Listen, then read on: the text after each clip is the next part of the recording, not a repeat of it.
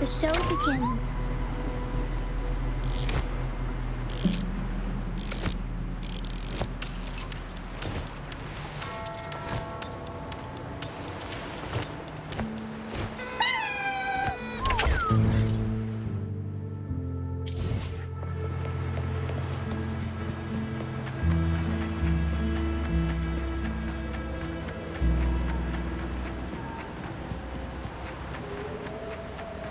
We'll improvise.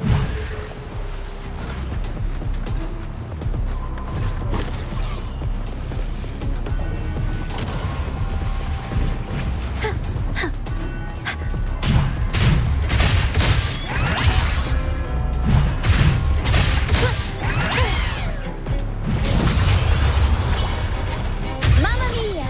Avanti! Figurati!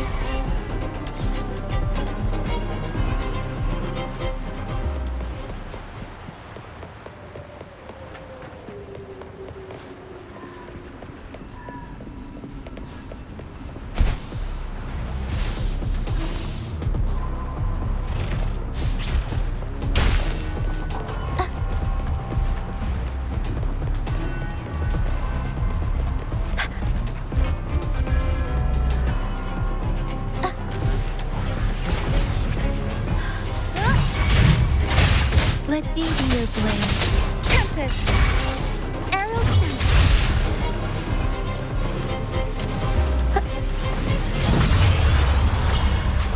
Mamma mia! Avanti!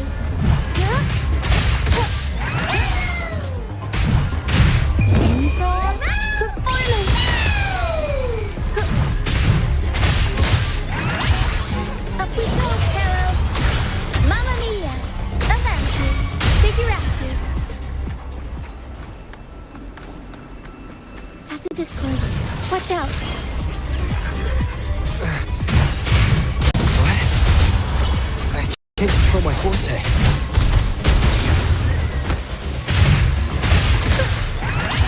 I'll roll up a count.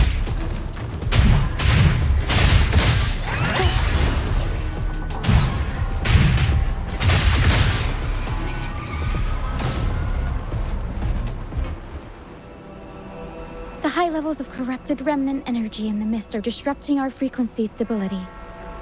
I can help with that. See, fighting here is a bad idea. Let's just try to avoid any threats for now.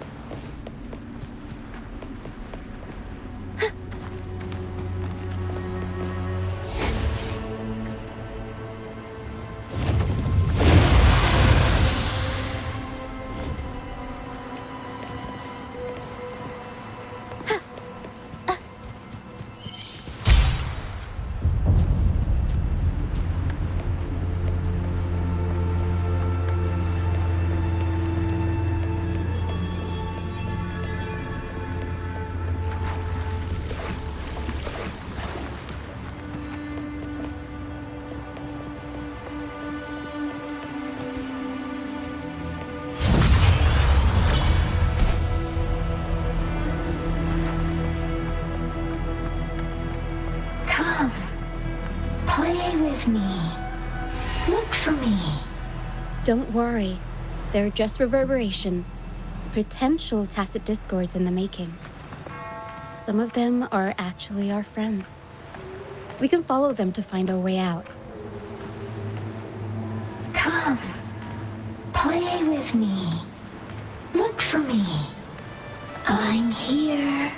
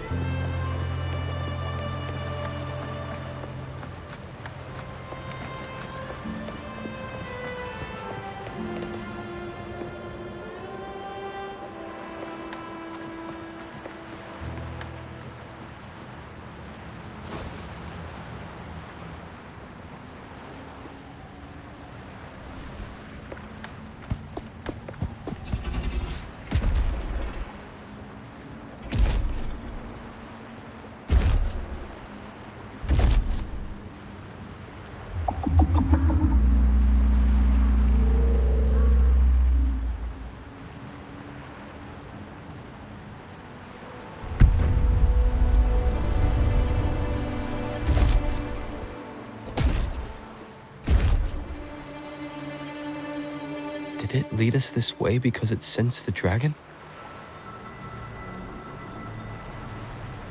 Possibly. Phantoms are sensitive to frequencies, so navigating the mist is second nature for them. The game isn't over. Here, come quickly. I think I figured out what they're doing. We'll be out of the mist soon.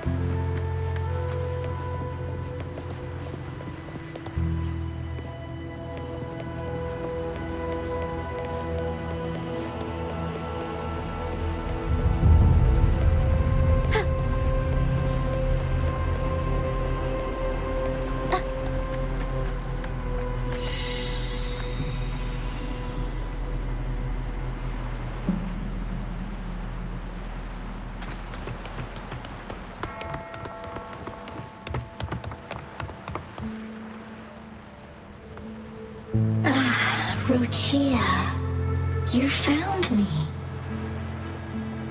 I'll always find you, but maybe don't do this again next time. Why? Isn't this your favorite game?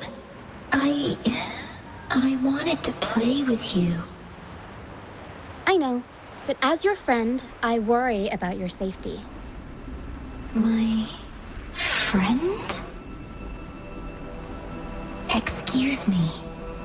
Are you Rochia's friend?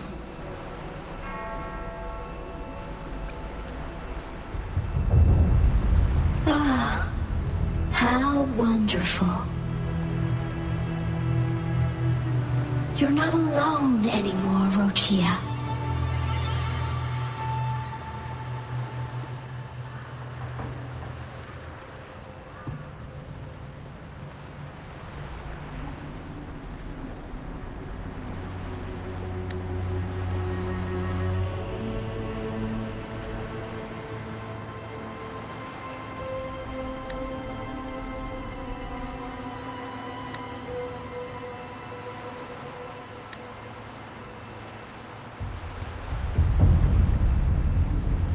Yes, I have friends now.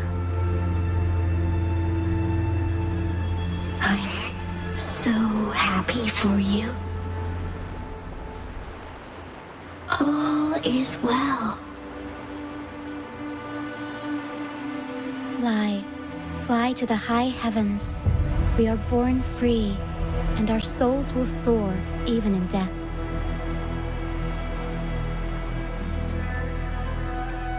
Golden phantoms are reverberations, mixed with the frequencies left behind by people who've passed away.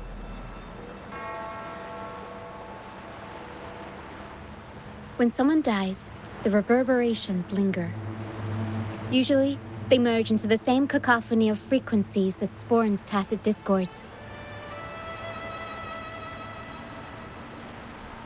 But sometimes, a trace of their final will remains, and the mist shapes this into phantoms. This lingering will helps the phantoms resist becoming tacit discords and instead guide the lost through the mist.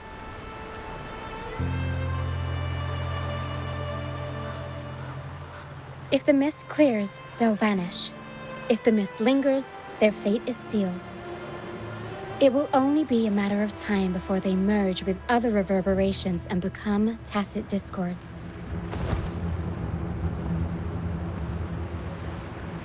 Their final frequencies tend to cling to certain objects, like this Lucianite here. I collect them as proof that they once lived.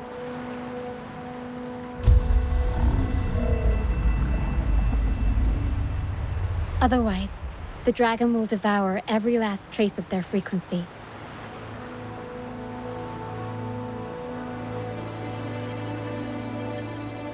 The mist is thinning.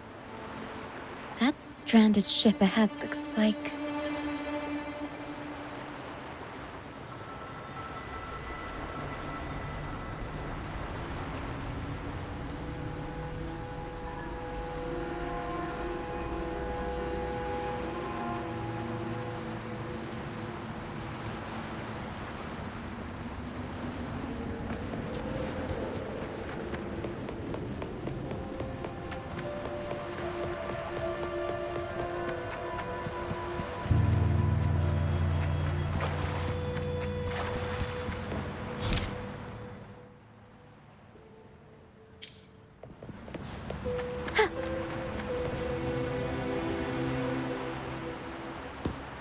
Pilgrim sail. Why is it here? In Raguna, those who break the law are sent to the Order Tribunal for sentencing. Those who violate the sacred doctrines are branded as fools and sent away on the Pilgrim's sail.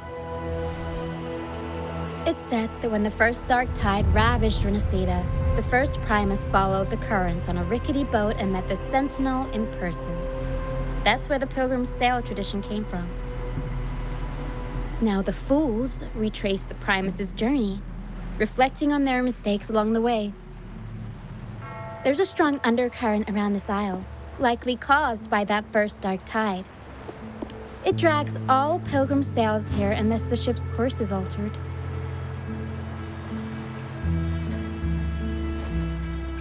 No reverberations on the ship, nor in the mist. The people must have escaped. But with the mist this thick, we need to stay on guard.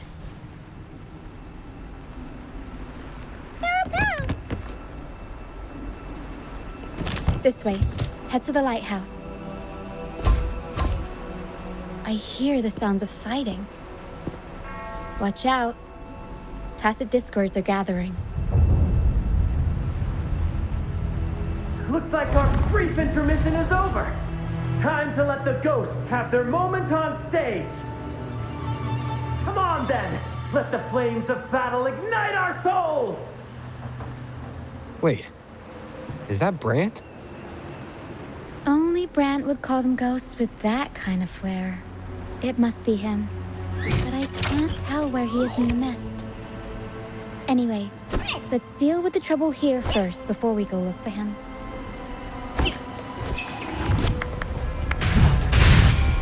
The world is our stage!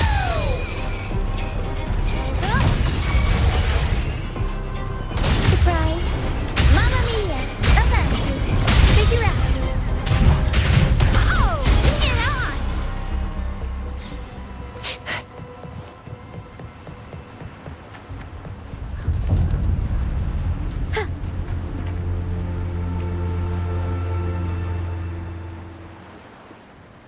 The show's over, ghosts. Time to take your final bow. Watch your back. A marvelous shot. You've earned your stripes, first mate. You're welcome. But if you tilted your head just 10 centimeters to the left, it wouldn't have been the Discord's head that got popped. It'd be yours. Not on your watch. Besides, fortune always smiles on me. Except in bets. And we've crossed paths with the rover again. Can't get luckier than that. We shouldn't have let him get caught up in this mess. He was worried about us and insisted on coming. Is that so? Then our gratitude to you is even greater for your timely aid.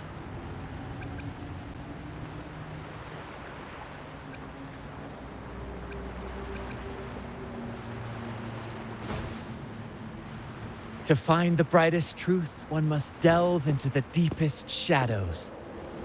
Such bravery deserves to be hailed, my friend. Where is everyone on the Pilgrim's sail? I was patrolling the coast earlier when I saw their ship drifting into the mist. Time was against us, so I departed alone without alerting the crew.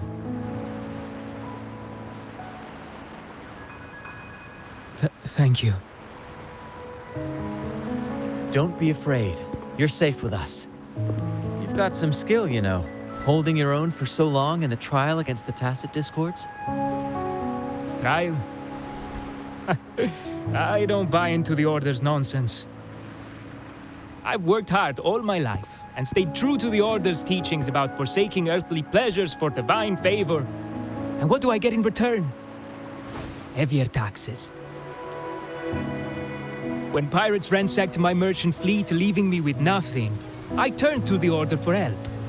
They said it was a divine trial and left me to rot. I stood before the Sentinel statue, asking if my suffering was really their will. But all I got was silence. Why should I wait for peace in the afterlife when I could be living for today? How is that a crime? As for salvation, I don't believe in it. And I certainly don't need it. Here's a proposal. How about joining our troop? We are wanderers, adrift upon the seas. Or perhaps you're more familiar with the name, the Troop of Fools? The Troop of Fools? Could it be? Yes, we are, like you, by the Order's decree, marked as fools. Fools on the pilgrim sail often meet their demise in a storm, or they're swallowed by the waves. Even if they do survive, they still face hunger, thirst, and the unforgiving wrath of nature. Maybe it's luck that brought you here so swiftly, and unharmed at that. Look around. This is all that remains of the pilgrim's sail. This is always their final destination, where the fools meet their end.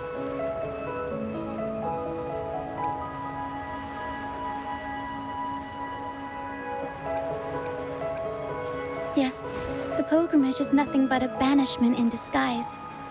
The path to salvation they speak of doesn't exist. Otherwise, how could this once sacred place now look like such a hellish wasteland? Wait. Sacred place? No wonder the others were talking about it on the ship. They believed the Order's promise that prayers at the sacrificial arena would grant them forgiveness. They must be heading up the mountain now. I didn't expect their faith to lead them that far. If only they knew it was just one of the Order's lies. Captain! First mate! We're here to help! More hands make light work. I called in some help to escort him back to the base once the mist cleared. Ah, the first mate's foresight is unmatched, and the three of us can head up the mountain. But beware, my friend. By the end of this pilgrimage, you will witness the Order's cruelest deceit. The dangers ahead will only intensify.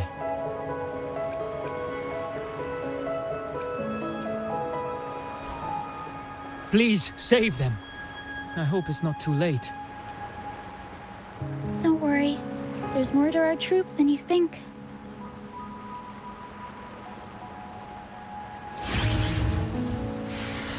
This wing ray can fly us up the mountain.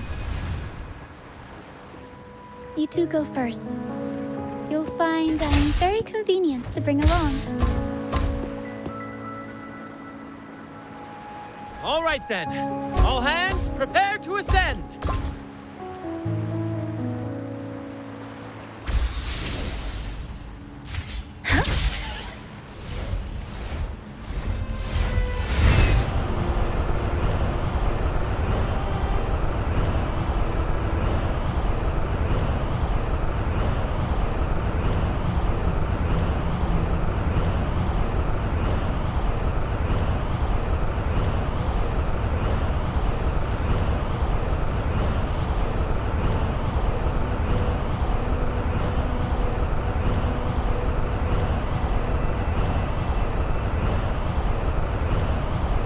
illicit discourse incoming.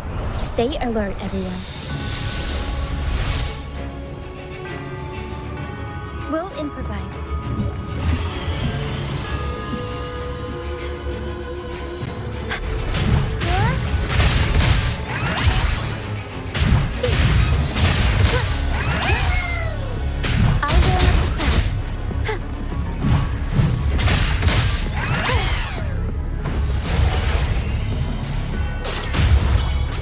Mamma mia! Avanti! Figurati!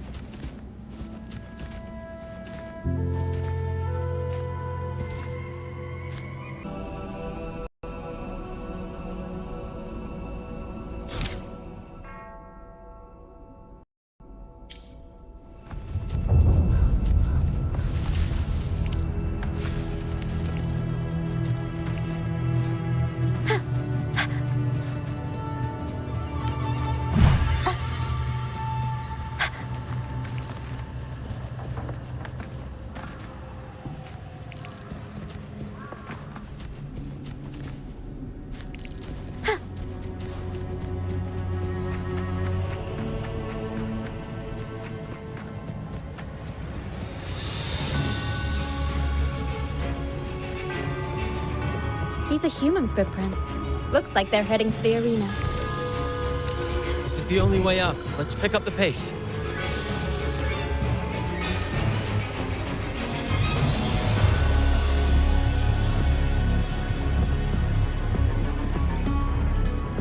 We'll improvise. Be gone, you vexing wretches! The sacrificial arena's right there. Let's take them down in one blow!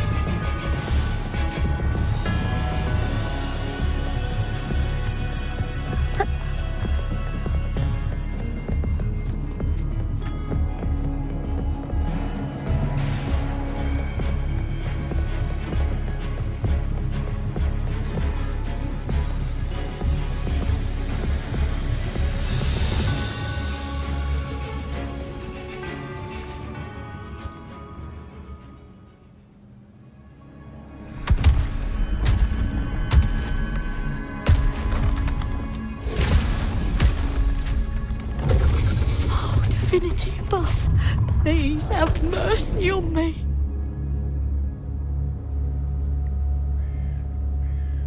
Is this some kind of test for me? I see. No matter how harsh the punishment, I'll take it. Even if...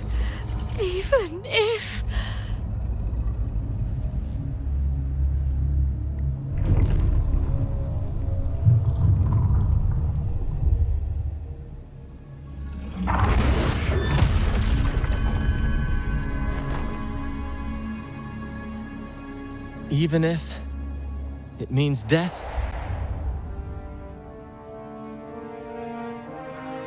We've never done anything that warrants paying with our lives.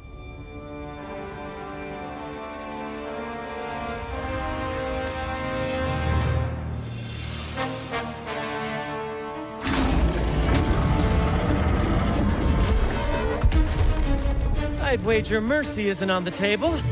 However, in the face of danger and adversity, the stage is set for our grandest act.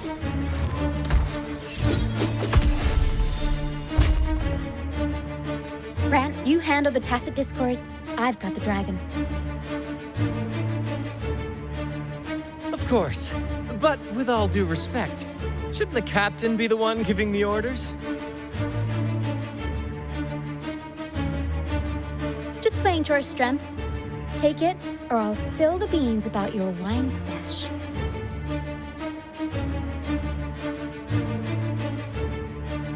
Why, aye, first mate.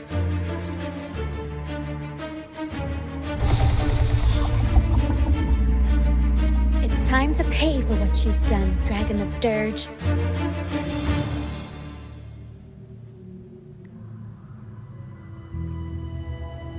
We'll improvise.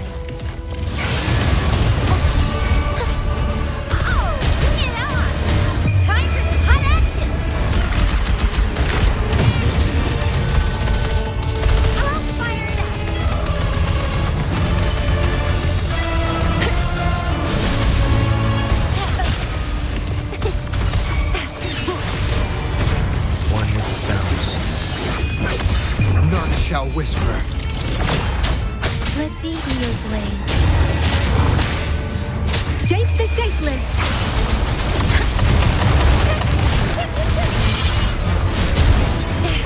No biggie. Still fine and dandy. The world is our stage. Surprise! Mamma mia! Avanti! Figurati! I'll roll up the front. Oh, bring it on! Arrows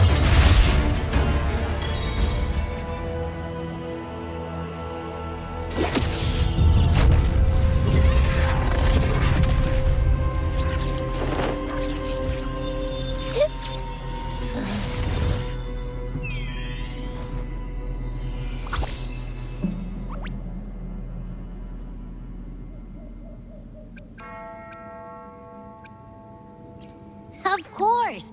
You think that little lizard could take me down? I just took a nap after eating its frequency. But seriously, that was close. The fire it breathed almost singed your hair. Good thing I was here to back you up. As soon as I realized it was a tacit discord, I went for it and ate its frequency. Piece of cake. But I gotta say, it was a pretty hefty bite. I swear, I chewed it up, but it was hard to swallow. It wasn't the taste, you know? More like my digestion's been a mess lately.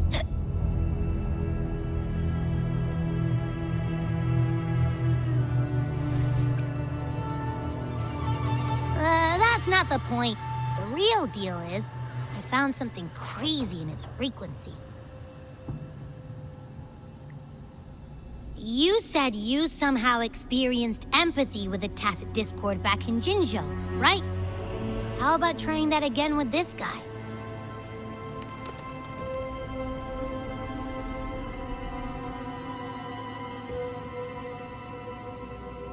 Trust me, this could be our big break.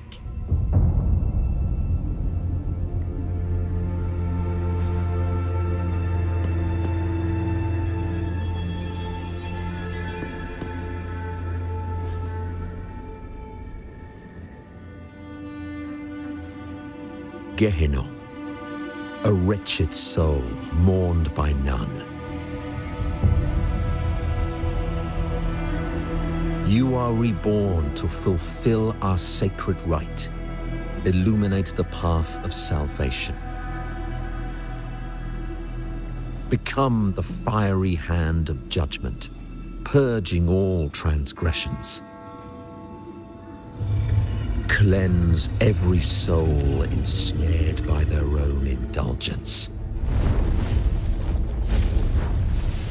those who cannot withstand the trial by fire shall forever be barred from our pure land.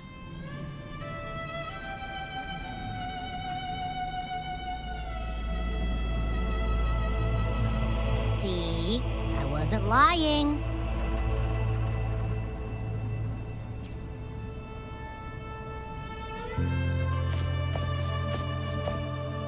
Tacit Discord's frequencies are perpetually fading, inching toward their end. Their only way to maintain their existence is to consume other frequencies as food. The dark tide and mist enveloping this isle have drawn in countless Tacit Discords. Their frequencies should have been enough to feed the dragon. If what you saw is true, then the Order must have used some trick to control the dragon, making its frequency fade away faster than it should. That means they could be responsible for why the dragon began attacking all living beings, including humans.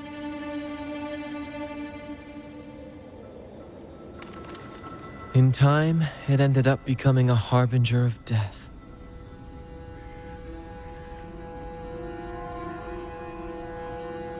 I found this during the previous battle.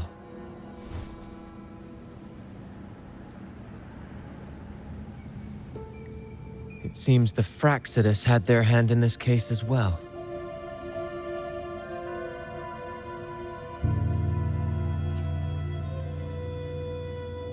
So you know them too. Seems we have much to discuss.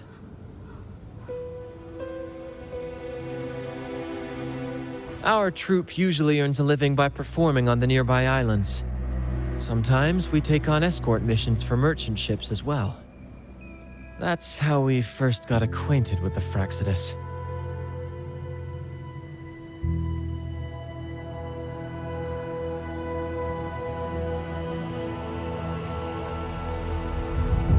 At first, they were just lurking about, raiding ships. But as the Carnival drew near, their actions grew suspicious. We noticed them lingering around a certain sea. Remember Cetus the Tidebreaker? The creature that attacked you when we first met? After we parted ways, we went searching for it to find out what had gone wrong. This is what we found on its tail, another Lycoris. Alas, the Tidebreaker slipped away into the deep beyond our reach. Still, this bloom leaves no doubt. The Fraxidus is behind its strange behavior. We saw what they did to the dragon. The Cetus's violent outburst must be their doing as well.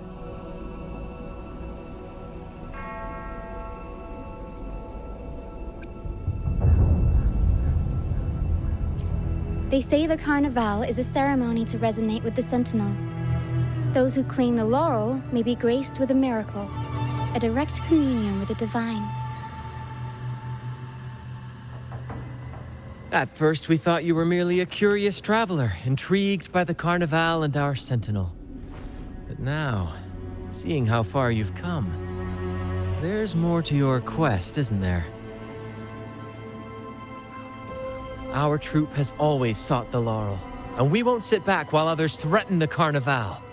If they're your foes, then our paths align. Remember I mentioned one of ours who once claimed the laurel? He wasn't with us when we first met.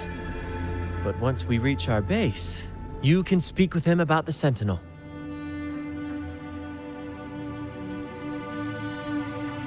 It won't be long now. After such an adventure, a well-earned rest awaits.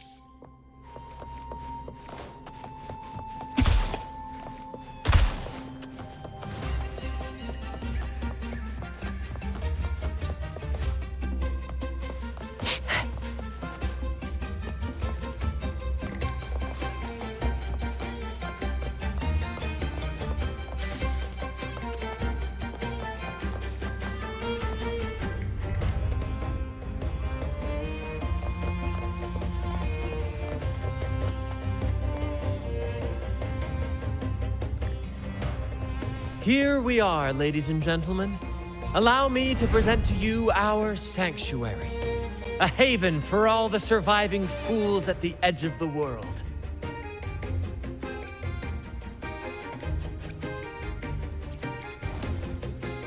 It is, my friend. We built this place from the ground up, and I dare say it's a triumph worthy of the ages. The mist does shield us from the Order, but it brings its own set of problems. Precisely why we must tackle its effects without delay. By the way, if you'd like to speak with Mr. Bardolino, our laureate, you'll find his tent deep within the base. Feel free to talk to the others while we handle our tasks. We'll catch up once we're done.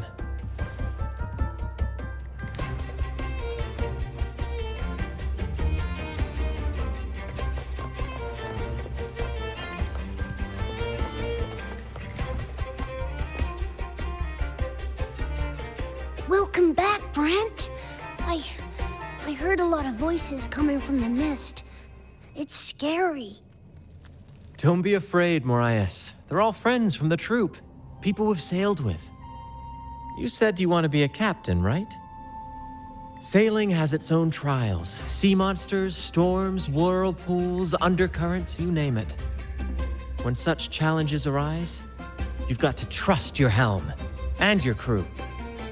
They'll stand by you through thick and thin, and your job is to guide them safely through it all, till you reach the journey's end. I understand. Everyone has been so good to me, always looking out for me. When I grow up, I'll be a great captain and take care of them too. That's the spirit, kiddo. You've already got the heart of a captain, and that's no small feat. You're the captain of your own ship. Bravery like that deserves rewards. Here, take this. Wow! Captain Sparrow's legends! Thanks, Brent.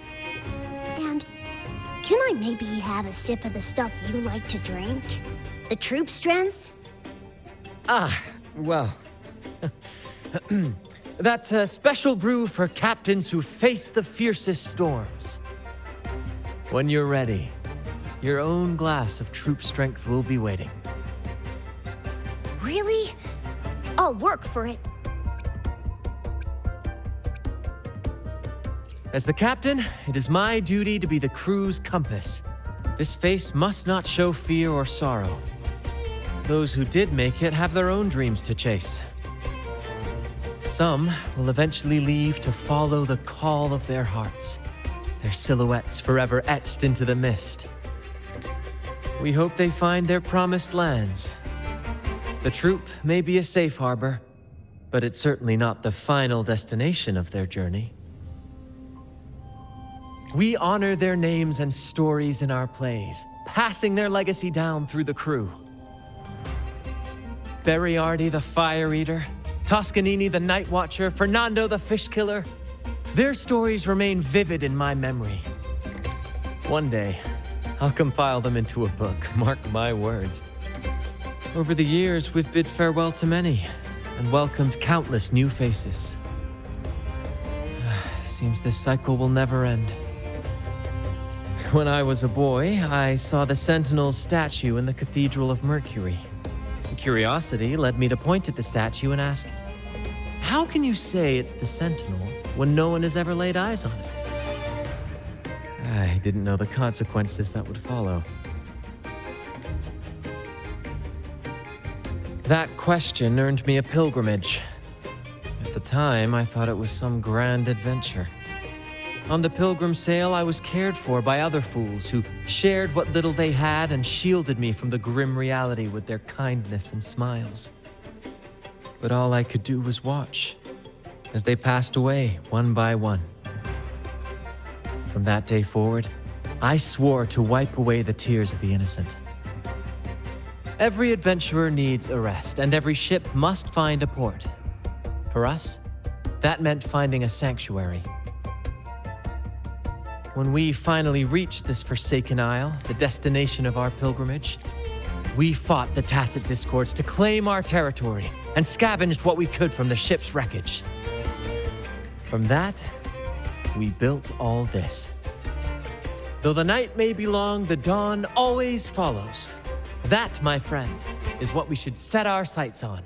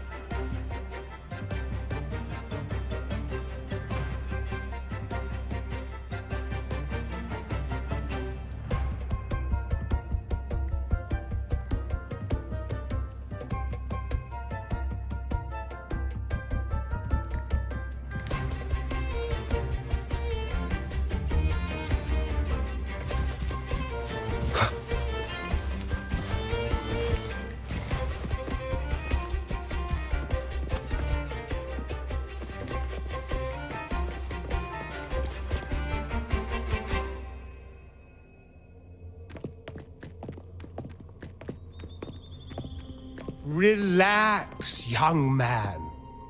Life's only just unfurling its sails for you. Why sit there like one of those dour statues in the Order's halls? Don't be afraid to show a little spark.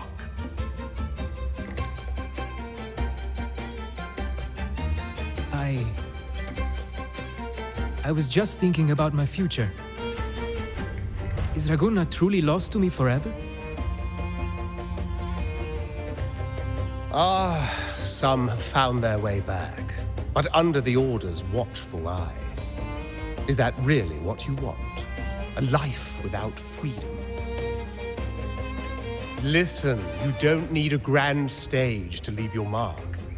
A true Raganese can turn even a ragged tent into the finest theater. That's what I'm preparing to do. I might be an old man now, but don't let that fool you. I was once crowned with the laurel, you know.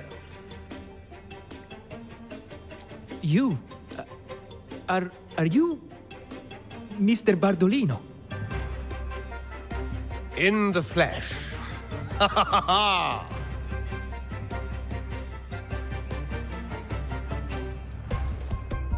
As I took my final bow on stage, a bright light pierced through the clouds, shining down from the sky. And then, a radiant laurel descended upon me, and I heard a voice. It was the Sentinel's voice, ringing in my head. I asked them a question that had puzzled me since childhood. The ultimate philosophical riddle. What should I eat tonight? And they answered. The body is the temple of the mind. To keep your mind sharp, do consume healthy food, such as the loris salad. But why loris salad? I was baffled, and the meaning still eludes me to this very day. I've never been quick-witted, though. The Order's doctrines never quite took hold. Acting, however, that is where my true passion lies.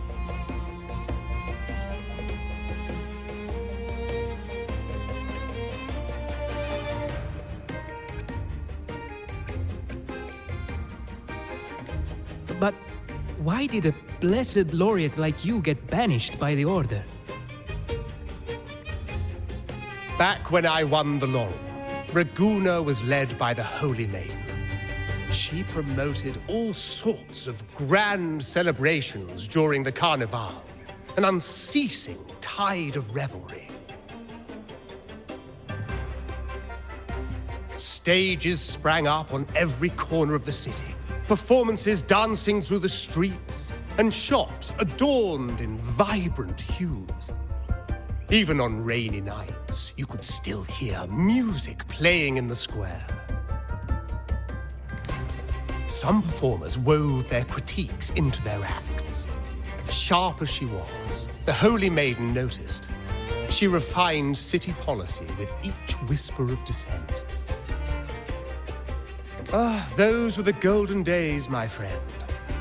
The Holy Maiden once said that if she were to leave this world, she'd want no majestic tomb or a solemn funeral, but the grandest carnival as her final farewell.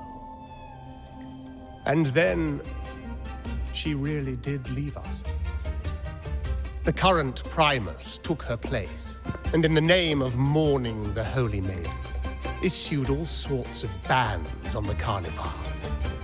But is that really what she would have wanted? The Order's grip tightened, and the Carnival performances were reduced to dull, monotonous shadows of their former selves. One year, I strung a wire from a gondola to the top of the clock tower in Liberty Square, and another from the tower to the Thessalia's mansion. Then, I disguised myself as one of the LaGuardia to fool the acolytes, and climbed to the roof along the wire. Midway through the Order's performance, I hopped on a wing ray with a cloudcaster, showering the entire city with flowers. Yes, it was a magnificent sight. The wingray soared higher than the acolytes could reach. They couldn't do anything but watch golden pink petals rain from the sky for 3 whole days. They struggled to clean up the flowers from the streets, and it took a downpour to wash them all away. That cloudcaster, adapted from a music van, became the prototype for the one we use on stage today.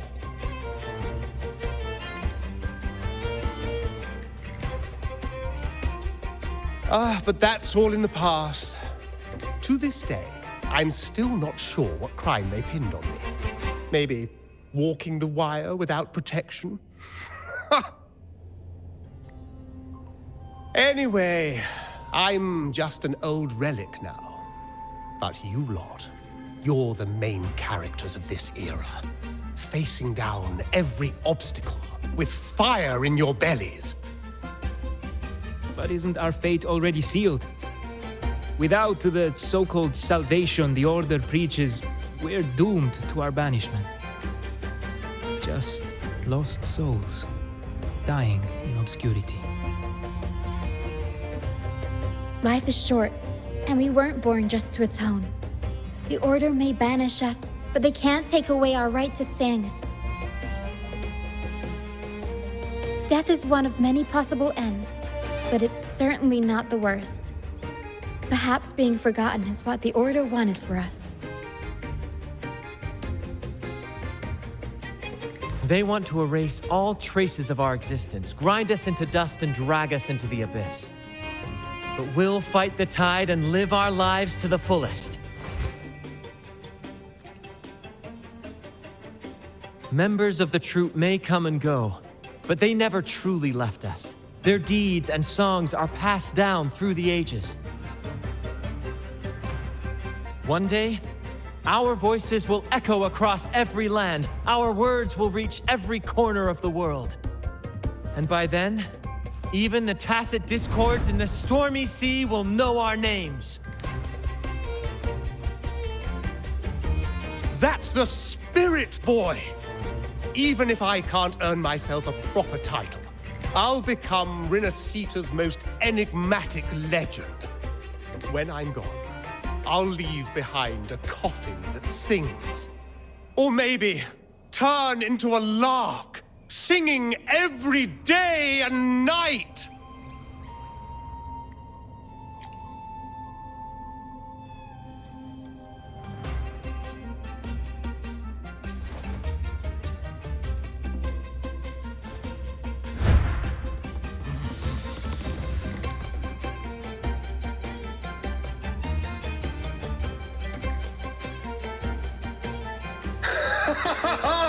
What say you, Brad? Do you like this stage design? It could be used for this year's carnival.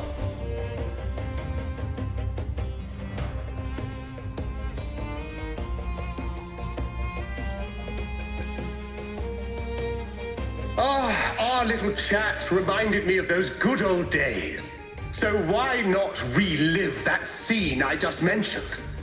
I still remember that famous line.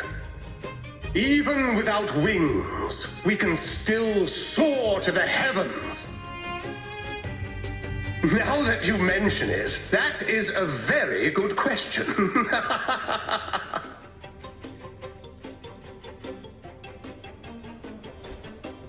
Please don't mind him. We like our performances big and bold, after all.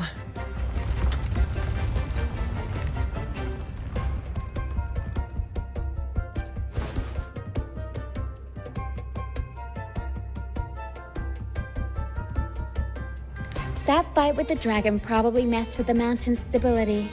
If Bardolino keeps moving around up there, it could get dangerous. We need to find a way to get him down, and fast.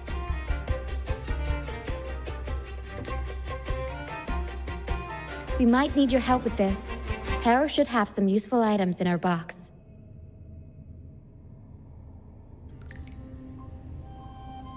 We've got a cloudcaster that can conjure up some fluffy cloud cushions. They'd make the perfect stairs to reach Mr. Bartolino, or catch him for a soft landing.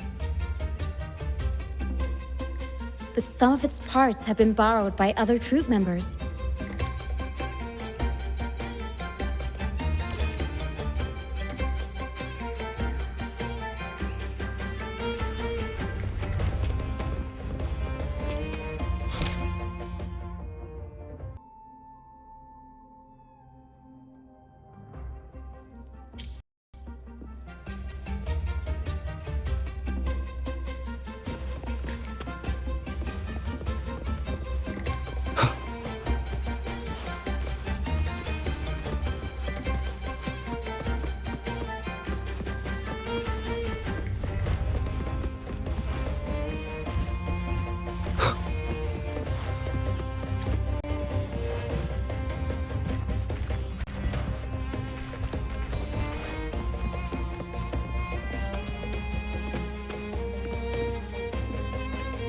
Sailors cheer as hearts ignite.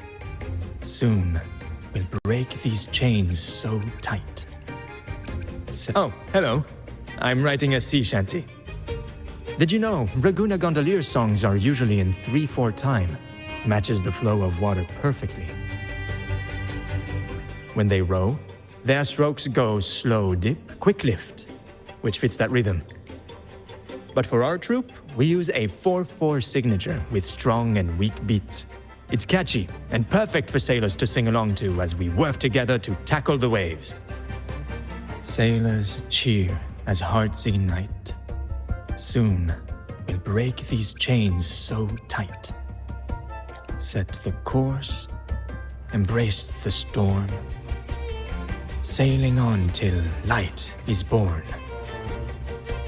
Actually, boarding the Pilgrim's Sail was my choice. I used to compose hymns for the order. Sounds prestigious. But the same old rhythm and lyrics started to wear on me.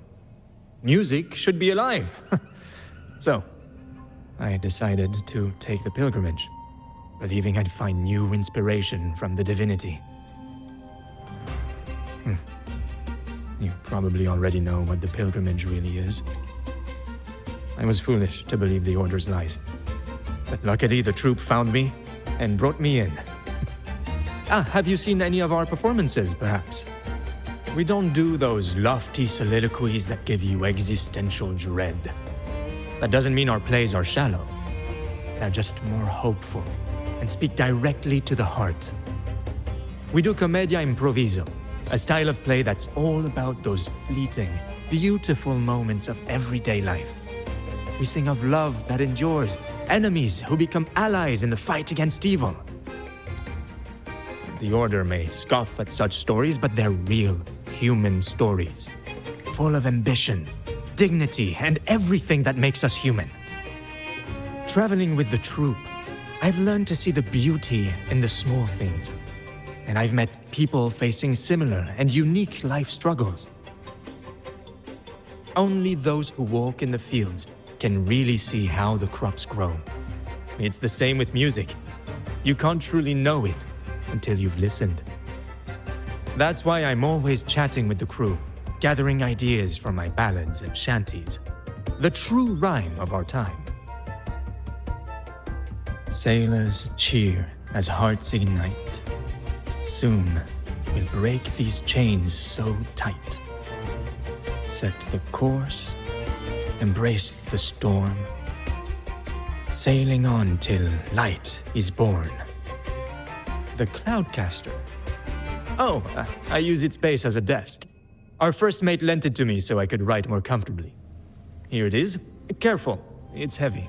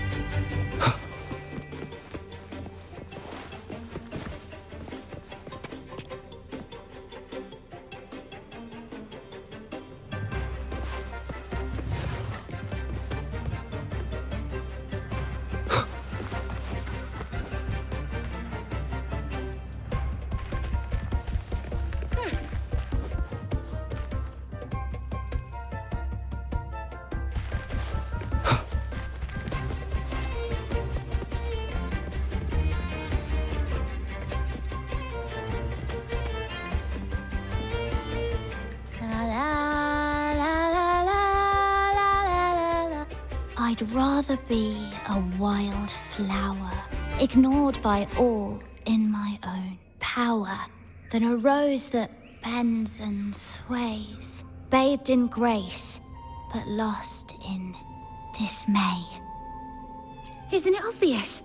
I'm practicing for the Carnival. I'm the troupe's soprano and helmswoman. Steering Rena Sita's echo ship isn't just about strength. It's about resonating with the echoes. After years at sea, I've learned that some echoes are sensitive to our songs and will react to them in different ways. The Order warns of sirens lurking in the stormy sea's mists, but they don't scare me. I'll show them who the real siren of these waters really is. I'd rather be a wild flower, ignored by all in my own power. Who knows? Ask the Order and they'll give you 100 reasons. I can't even remember how long I drifted on that pilgrim sail, but the troupe found me just in time and took me in. What's past is past. It's the present that counts. Let go of the bad days and enjoy the moment. This is the way to live, I'd rather be a wild flower. Ignore Cloudcaster. It does ring a bell. Here, the resonance unit. It helps me find the right pitch and rhythm. Works like a charm. You should give it a try too.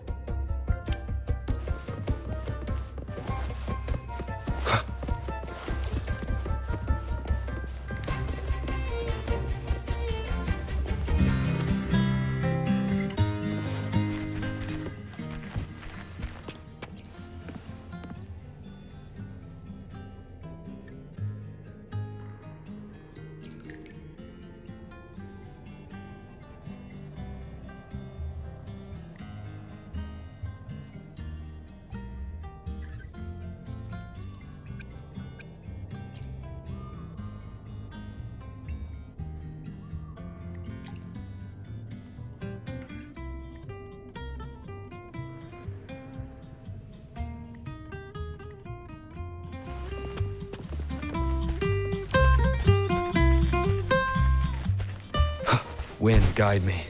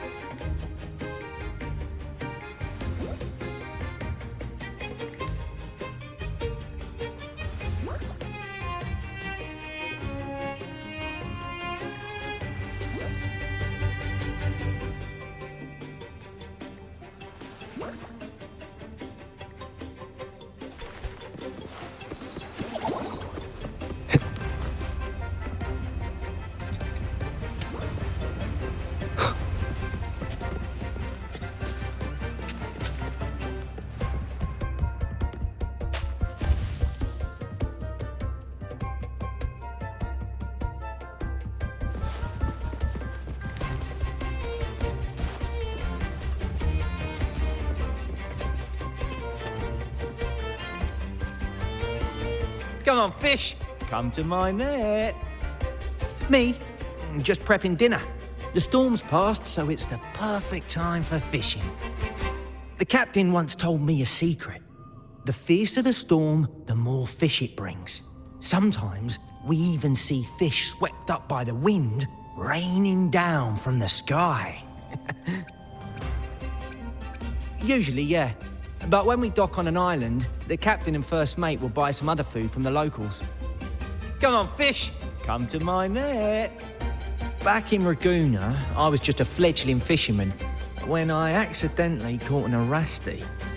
Turns out, it's a sacred fish, only meant as an offering to the Sentinel. Mortals aren't allowed to catch it, but it swam right into my net. Not really my fault, was it? Though the Order didn't see it that way. They banished me out here, like tossing a fish onto dry land. Luckily, the troupe found me. I can still fish like I used to. Otherwise, I'll probably be dead, or living as a pirate. Though, to be honest, life here ain't too different from a pirate's. Except we're not hunting for treasure, but for smiles and cheers from our punters. Come on, fish! Come to my net. Yeah, I borrowed the reel for me fishing rod. We scavenge all sorts of stuff from the beach and fix them up as needed. Nothing goes to waste.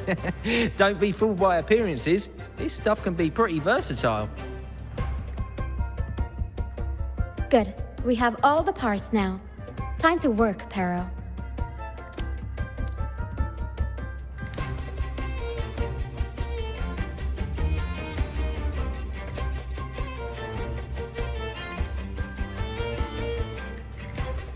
Everything's set for takeoff.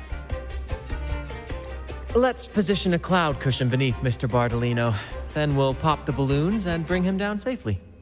Although we might need a bigger cushion. The Cloudcaster's resonance unit responds to song. The louder our singing, the more powerful the effect. In that case... All right, friends, old and new, come and join this sing-along!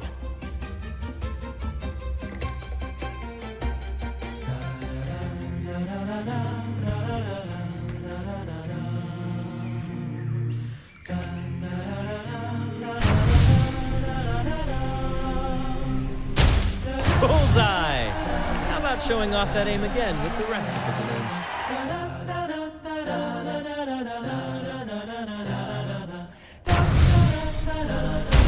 Almost done!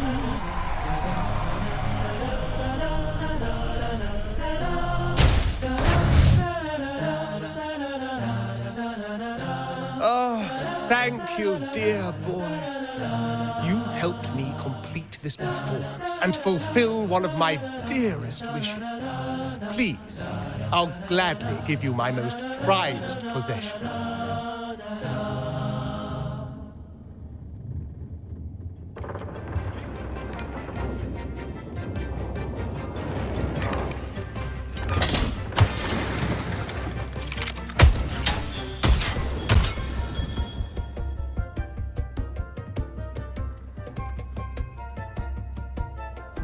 Apologies for my late arrival to such a magnificent performance. Did I miss anything? Oh my, oh my. What an honor to witness the beauty of our generous benefactor. Thank you, my lady, for rescuing this humble soul in his moment of need.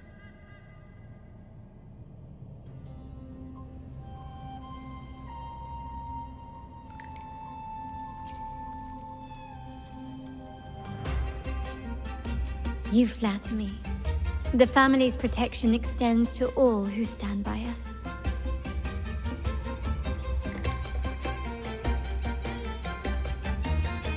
Might I say what a pleasure it is to see you again, Miss Carlotta. You have my heartfelt gratitude.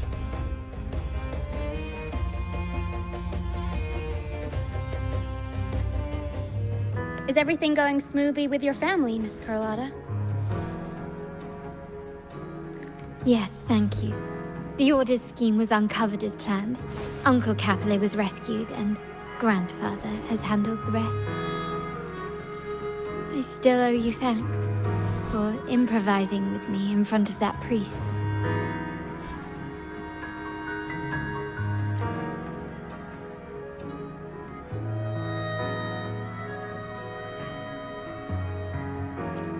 You've got a sharp mind. No pain, no gain, as Grandfather used to say. I'm pleased we're on the same page.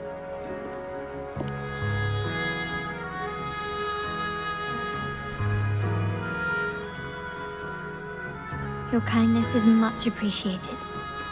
The Montellis won't forget this. In return, I'll share everything I know.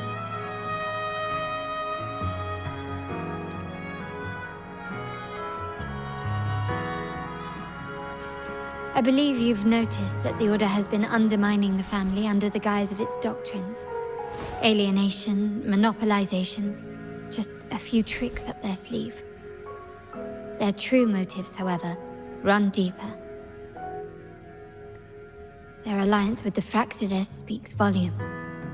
While we don't know the full extent of their conspiracy, one thing is clear. Their sights are set on this year's carnival. The carnival is likely where you'll find clues about the Sentinel. Legend has it that the Sentinel, Imperator, has been secluded in the heavens, cut off from the mortal realm. The last record of the Sentinel is from the carnival a decade ago. At that time, the entire city was shrouded in mist. Ghosts roamed the streets. A dragon roared from the sky, and a sea behemoth raged, summoning towering waves. Do any clues come to mind? The mist might be coming from the remnant clouds in the Nimbus Sanctum. Lorelei has the power to purify and control them, but the Fraxidus interfered. Remnant clouds corrupted by evil will disrupt Echo's frequencies. If the mist had spread to the city, it would have stirred the echoes into chaos. We are lucky that you and Zani, along with that acolyte, awakened Lorelei in time. You prevented the mist from spreading and averted the wave-worn. The Fraxidus must still be licking their wounds. At that time, the entire city was shrouded in mist. Ghosts roamed the streets. A dragon roared from the sky, and a sea behemoth raged, summoning towering waves. The Montelli traders used Lycoris in experiments to turn echoes back into tacit discords. If they were successful, the ghosts seen 10 years ago may have also been created this way. Ghost is just a dramatic name given by the Raganesi for tacit discords. They look nearly identical to echoes, especially in the mist.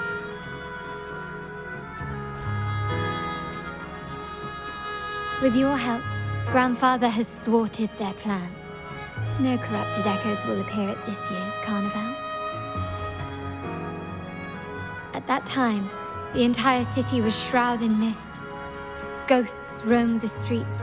A dragon roared from the sky. The Order has allied with the Fraxidus to control the dragon.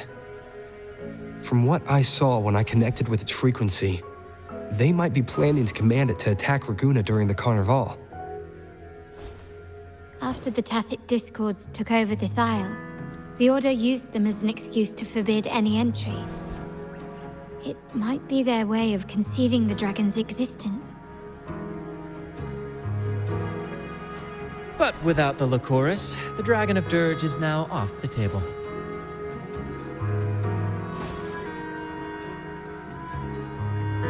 At that time, the entire city was shrouded in mist. Ghosts roamed the streets. The remnant clouds spreading, experiments to turn echoes, and the dragon's manipulation. The Order plans to recreate these disasters at this year's ceremony. The Order and the Fraxidus are allies. To prevent the Carnival's sabotage, we must stop them. But what is their motive?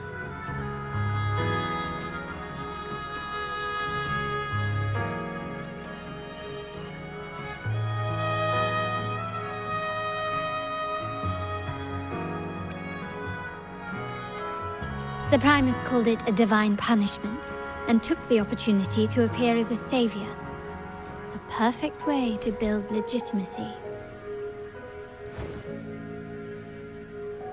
The Order relies on the people's faith in the Sentinel. With the Sentinel's 10-year absence, faith in the Order has waned.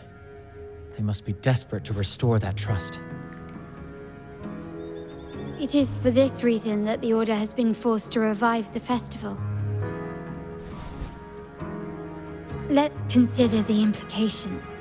If the Carnival proceeds unhindered, how would it affect the Order?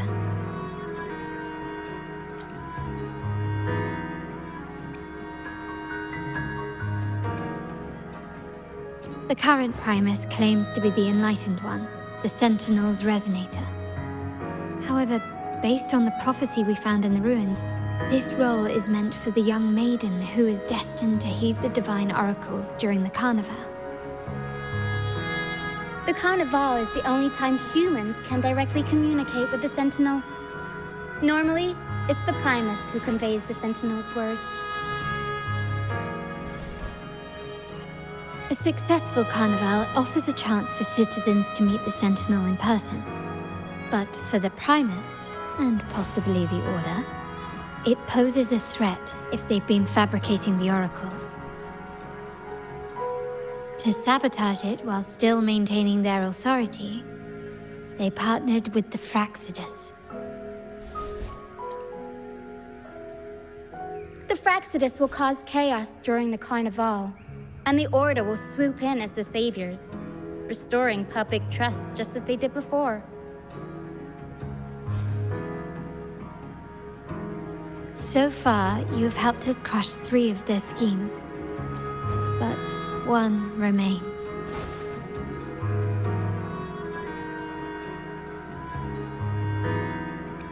We have evidence that the Cetus is being manipulated, and the Fraxidus are setting up their final plan. With their whereabouts unknown, we'll need to adapt our strategy as the Carnival unfolds. From what I've noticed, you're not one to act passively or pin your hopes on others. You prefer to strike first and steer events in your favor.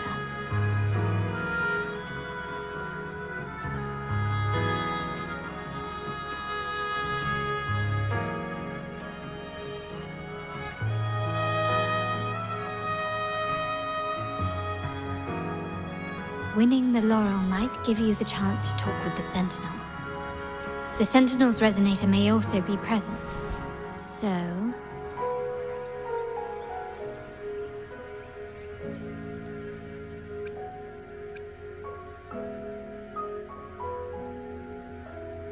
Our aim has always been clear: to restore the Carnival to its former glory with a performance for the ages. If the Divine truly exists, would they wish to see their people living without freedom? Or witness a festival twisted into a tool for tyrants? If we win the laurel, we'll show that such punishment is absurd. But if that's truly their design, we shall break those divine shackles ourselves. Whether divinity exists or not, we will fight for Raguna's freedom, where everyone has the right to live and pursue a future of their own choosing. The Montellis share this vision. Only in a free society can a fair and open market thrive.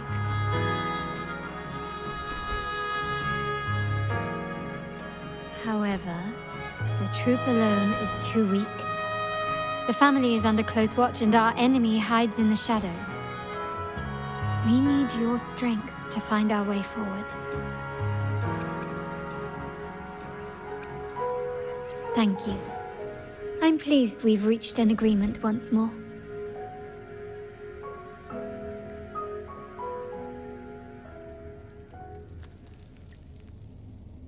All right. What should we do now? Any plans? Since the Order intends to sabotage the Carnival and incite chaos amongst the guests, confronting them directly only plays into their hands. You've seen the troops' unique approach to combat, haven't you? That's precisely why we're allies with them. We will turn any disturbances into a theatrical performance.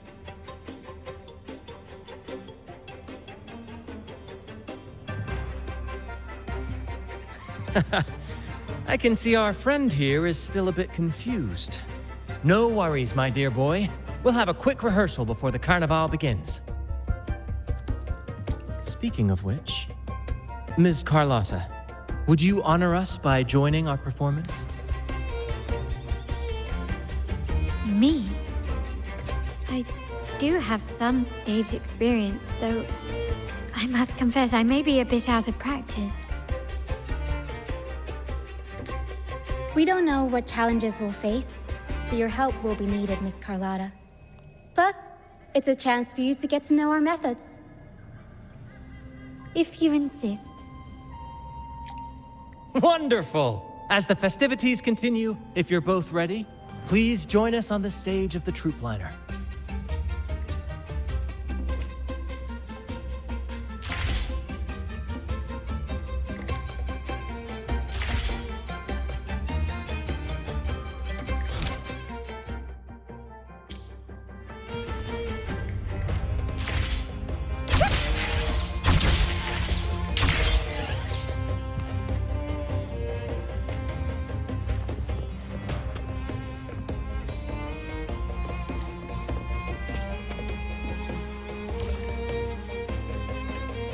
Our rehearsals are rather straightforward. No scripts, just pure intuition and our senses guiding us. That's what makes Commedia Improviso truly come alive.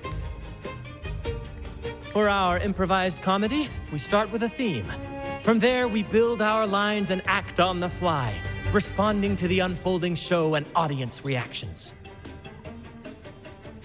But with the limitless capacity for human creativity at play, the plot can sometimes veer into the, well, unconventional. To prevent things from spiraling too far, we set an anchor for the performance. Pardon my interruption, but I'm quite curious. What sort of bizarre plots have you encountered?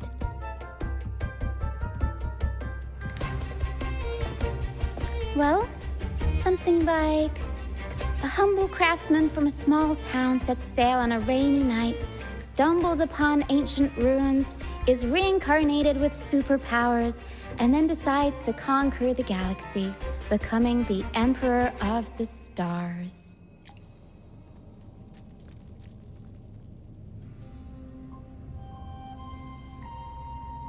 So, we draft a basic outline that assigns roles and guides the plot's direction. And this time, our outline is: a kingdom is attacked, monsters run rampant, and the Demon King has kidnapped the Holy Maiden. A few brave heroes accept the minister's quest to defeat the Demon King and rescue her.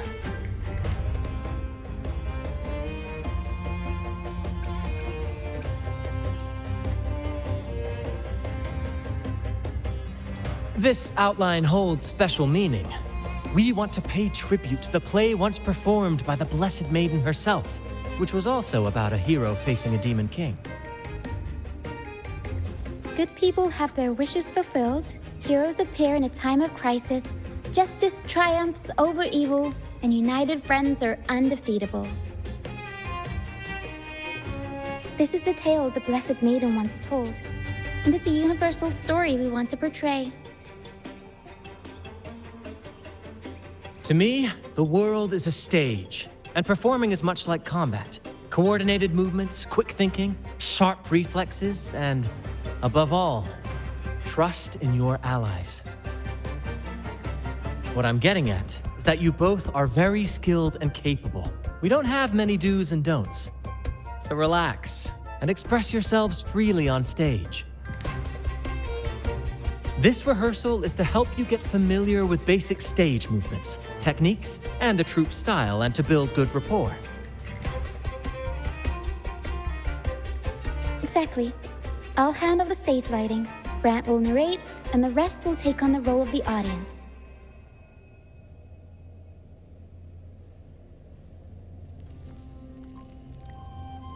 If you're ready, let's begin.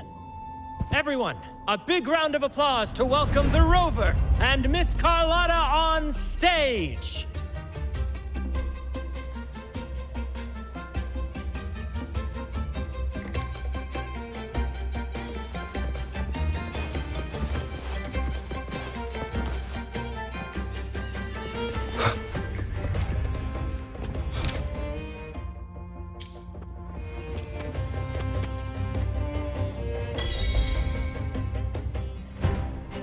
All right, next I'll spin the prologue of our tale, setting the scene for how our brave heroes first crossed paths.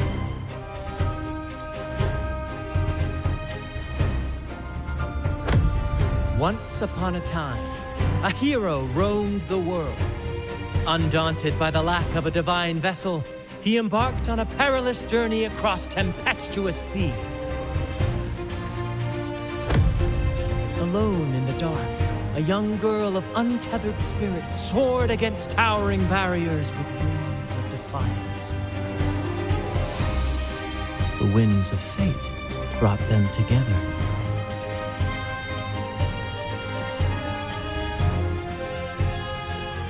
As the world teetered on the brink of absolute darkness, they found solace in each other's gaze.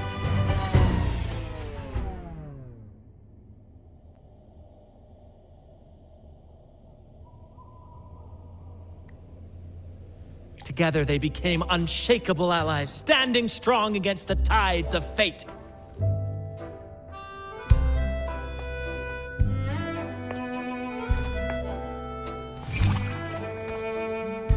Even if light were to fade from the world and the stars cease to shine, they would still blaze like the sun forever.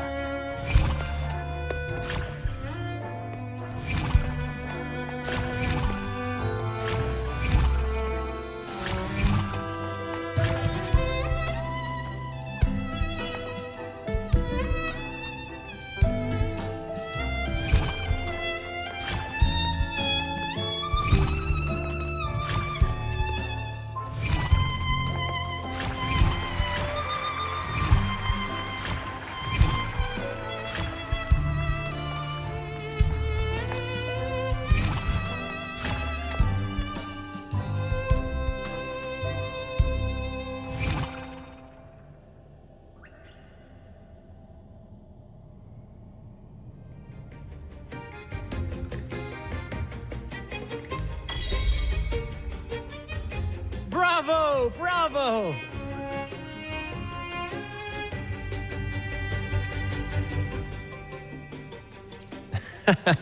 Seeing your chemistry, I decided to take a little creative liberty with the story.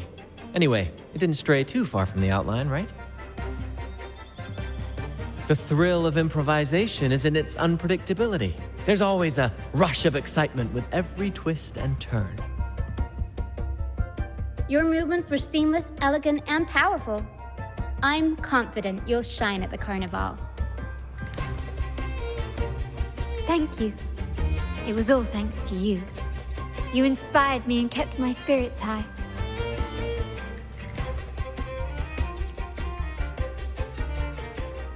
You'll master it in no time, I'm sure. All right, that's enough for today. Let's save the grand reveal for the Carnival. Oh, and speaking of which, there's still something we need to prepare for you, isn't there? You mean the essential item for the Carnival performance? Don't worry. I've taken care of everything. Oh, so it's handled then. I can't wait to see it.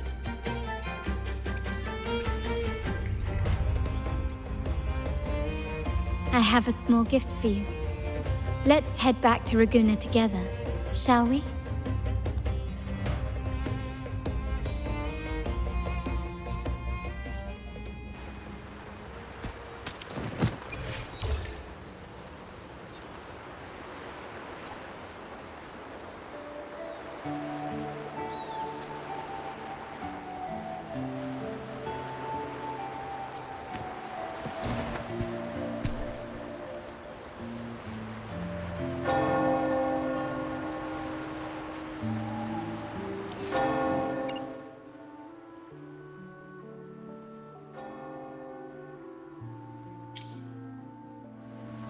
This is a testament to my connection with the world around me.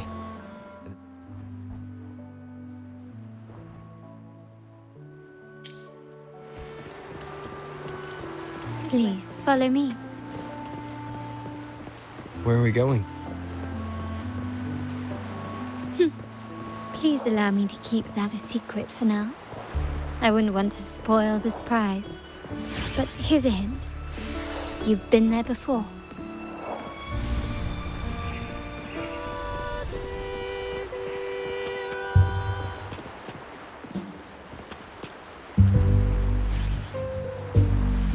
Oh, dear Lady Carlotta, thank the Sentinel you are finally back.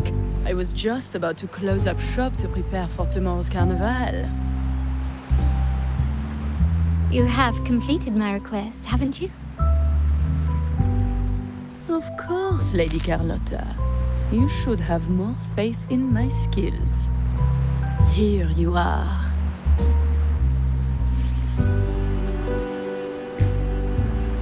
A small token of my appreciation. Abby, I have something for you as well. Wow, really? I get a gift too? Ha, you're so nice.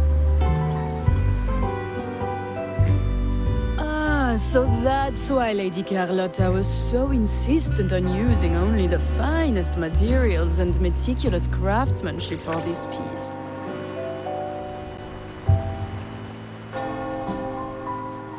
For a moment, I feared she lost faith in my skills and was plotting to hand over the shop to someone else. But now I see why this little creation was so important to you, Lady Carlotta. Nyala, you do have a flair for dramatics. Anyway, why don't you unwrap it?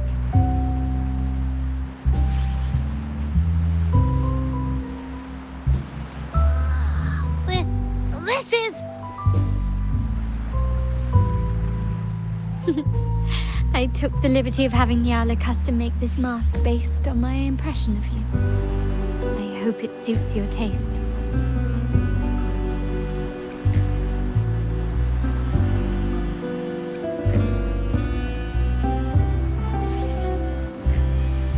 I'm pleased you like it.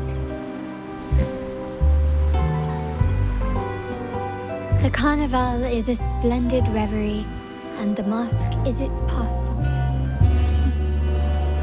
May it help you navigate the carnival with ease, and let you enjoy it to your heart's content.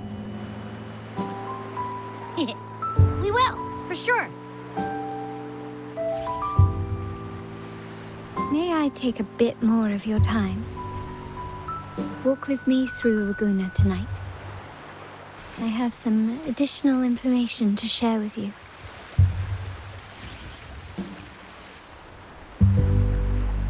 Ragusa.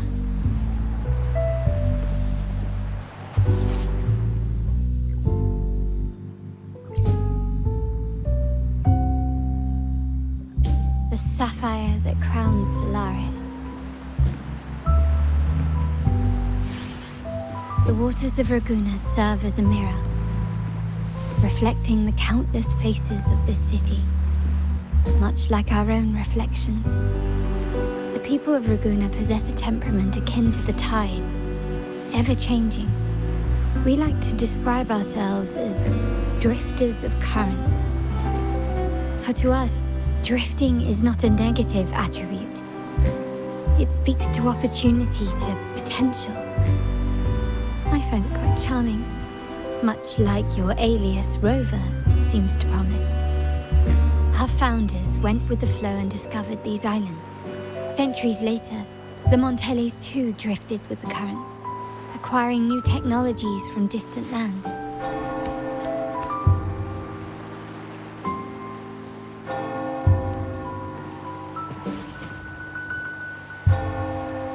There was a time when the currents swept us into the jaws of uncharted waters, where relentless storms and voracious waves awaited. But after weathering such trials, they revealed to us a hidden gem: the shores themselves. My family has always been drawn to the thrill of a new voyage. One stormy night, fate decided to play a hand. What we discovered there on that island, the technology and novel ideas, was nothing short of a blessing in disguise. There exists only one relatively safe route from the Black Shores to Ragusa, a path known solely to the Montelli family. As long as you stayed on this course, you were bound to encounter the truth. My family has always been drawn to the thrill of a new voyage. One stormy night, fate decided to play a hand. What we discovered there on that island, the technology and novel ideas. Exactly. When we heard the Blackshaws were hunting for a legitimate entry into Raguna, I thought, why not bring them into our little venture? Hence the invitation. My family has always been drawn to the thrill of a new voyage. One stormy night, fate decided to play a hand. What we discovered there on that island, our intentions might not be as grandiose or ominous as you think. We seek liberation, and to achieve it, we're pursuing the truth behind Renacita's origins. Legend has it that when people first arrived on this island, Genesis Nexus was already here, welcoming them. The prevailing belief is that the Sentinel gifted us this technology, and despite nobody ever seeing the Sentinel in person, we talk with them through supposed telepathy. Notice anything strange about that story? Terminals conjure up echoes, and the Genesis Nexus allows the Raganese access to common echoes. If the Genesis Nexus was present when the first settlers arrived, who built it? And really, if no one's ever laid eyes on the Sentinel, how can we be so sure that statue really represents them?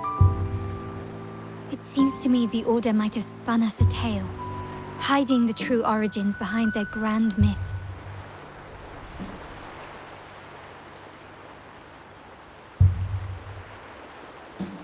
No, we have no ambitions to rule or to renounce our faith.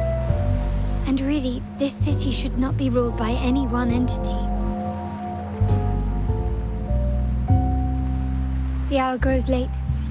I have arranged accommodations for you at Palazzo Grotta in the south. Let us walk there together, and I can share a story along the way. Think of it as a bedtime tale. I learned it from the troupe. It's about Fleur de Lis, the Blessed Maiden.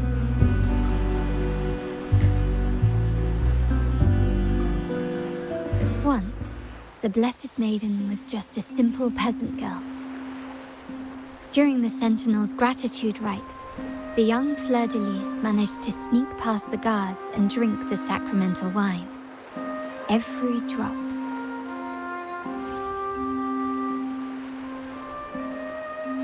Perhaps it was the intoxicating wine in Eggletown, or simply her lack of experience with spirits. But she soon found herself quite drunk.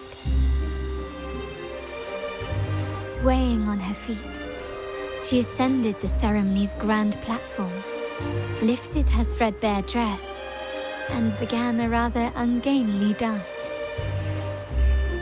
Seizing the sacred horn, she played a carefree folk tune, dodging the guards and weaving through the crowd with surprising agility.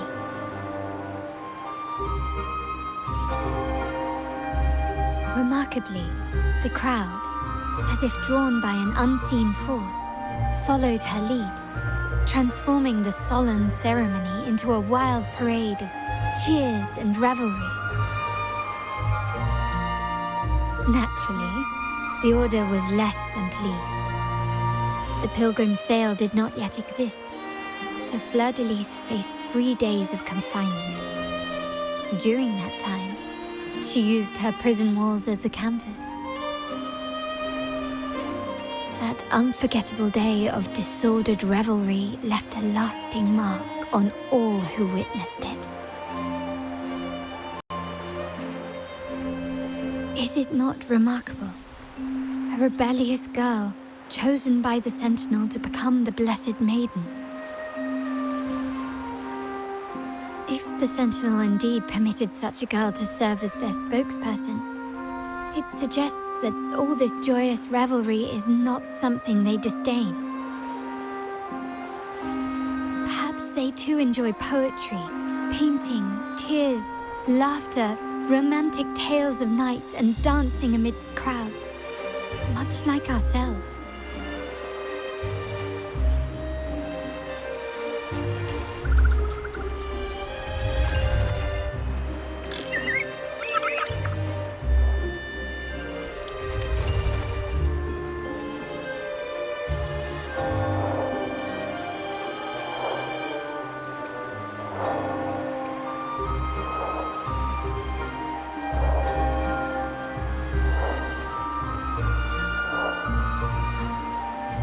people of this island came from diverse civilizations now lost to time.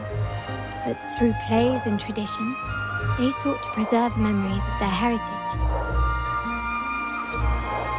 In the past, while the clash of cultures led to conflict, the Raganazi united through faith, restoring balance even if precarious. To maintain this unity, we've always needed both a sentinel and a play based on a shared legend that gives us roles. Yet this play has endured for so long that we've become defined by our roles. Noble, commoner, believer, merchant. What was meant to unite us now stifles us.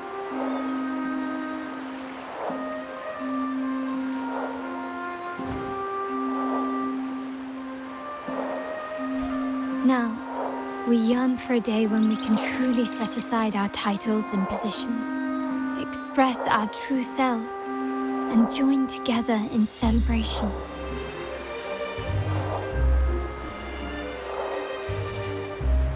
Yes, born from hope and idealism, it reminds the Raganazi of our initial vision of equality and freedom. It also affirms our true worth. While the Order's true intentions remain unclear, we are certain their influence has already eroded the very foundations of our society. People revere the divine figure the Order has constructed, yet they also live in fear of punishment. Legends become accomplices in fostering ignorance, and faith becomes the loyal executioner of cruel punishment. An invisible cage has trapped us all. Speaking of freedom within a cage is absurd. Fear and ignorance are our foremost enemies. This year's carnival will spark a flame fierce enough to burn down that cage.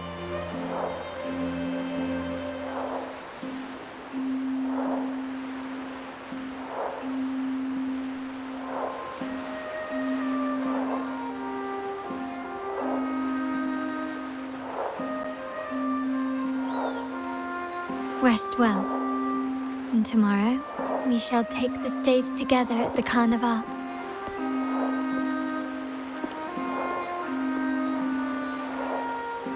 Good night. May your dreams be sweet.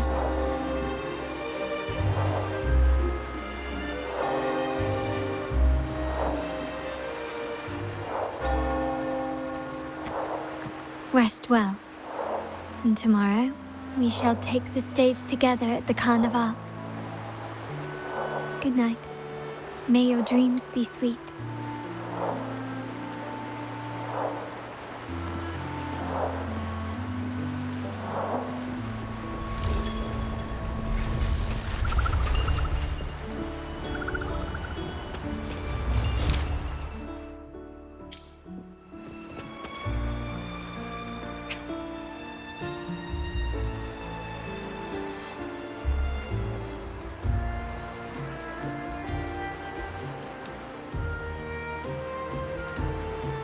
Welcome. Lady Carlotta already notified us of your arrival. We are prepared to check you in whenever you're ready. Very well. I'll escort you to your room immediately.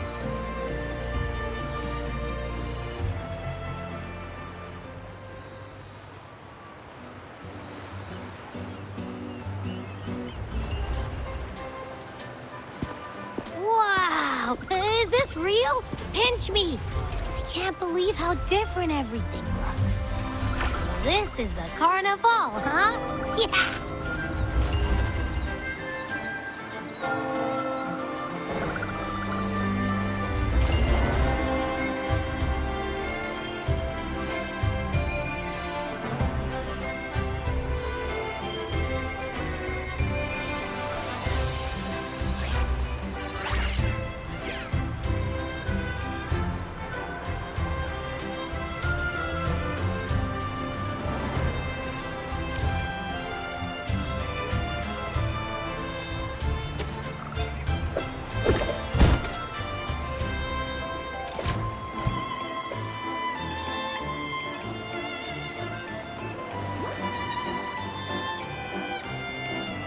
way to explore.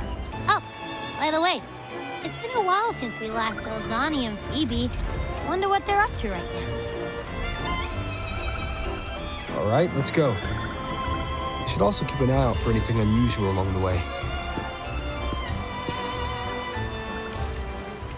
Miss Margarita, is the order ready yet?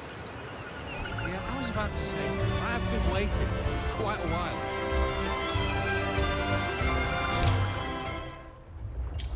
Miss Margarita, is the order ready yet? Yeah, I was about to say,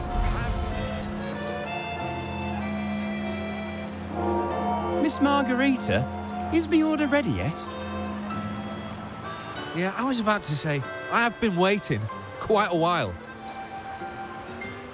Sorry, we're swamped with orders. Becky and I are doing our best, but it's a bit chaotic. Becky seems to be having some issues too.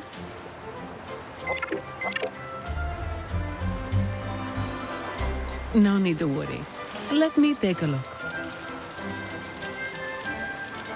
Ah, I see. Becky is just a bit overloaded with all the work. It might need a short break. Oh, good morning, my friend.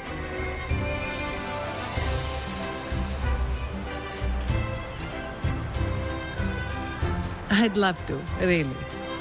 Look, see this mask? However, it's crystal clear to me that keeping things running smoothly is a top priority right now. Lady Carlotta has already briefed me on your plan. Along with the other family members, you can count on my full support.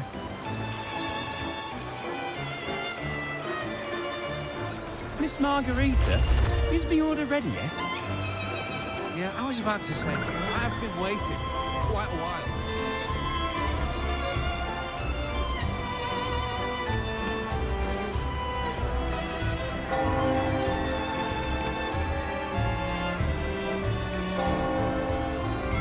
Is that Seamoss from the Pioneer Association? Something seems off. Why does he look sad?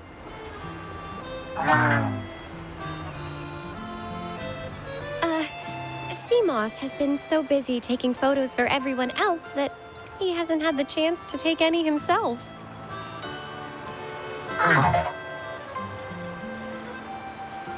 Hmm?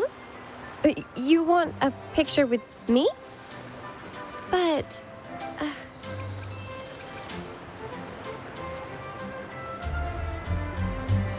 Oh, hello. Well, thank you. Yes, a photo would be wonderful.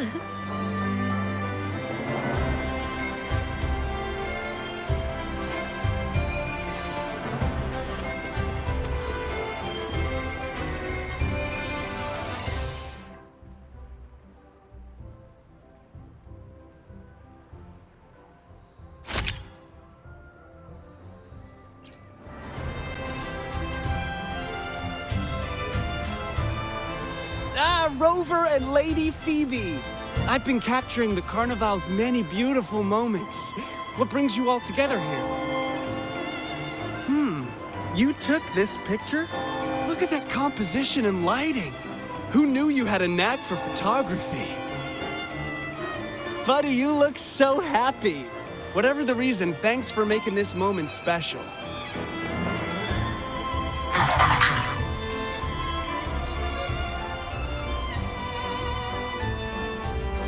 It's all thanks to Rover. He fulfilled Seamoss's wish. Just like us, Seamoss wants to savor every moment of the Carnival and leave with no regrets.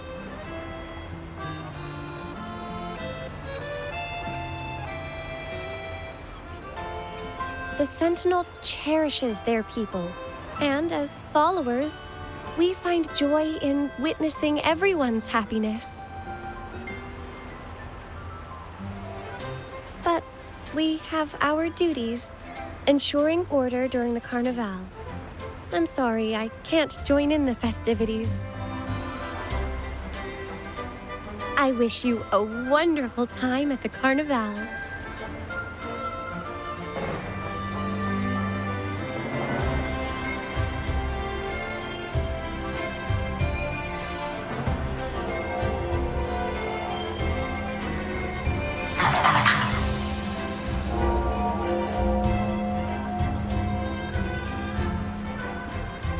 I wish you a wonderful time at the Carnival.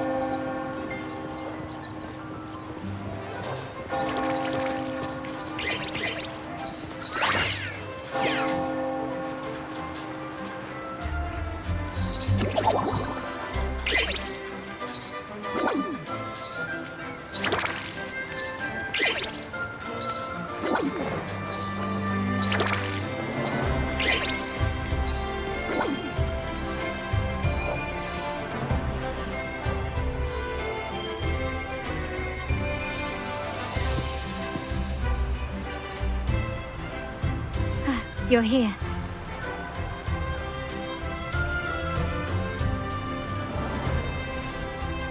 All seems well for the moment.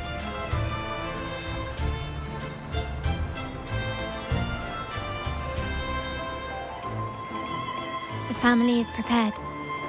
They'll support our plan should the need arise. We must remain vigilant. The Fractsidus may be lurking, observing our every move.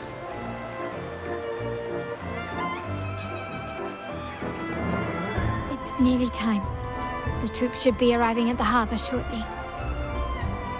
How do you feel? Ready to step into the spotlight?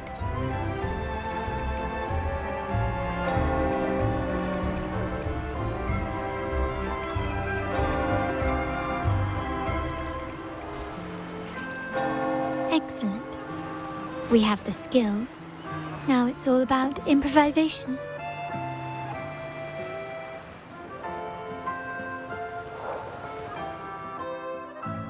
The time has come. Let's go. Let's celebrate together.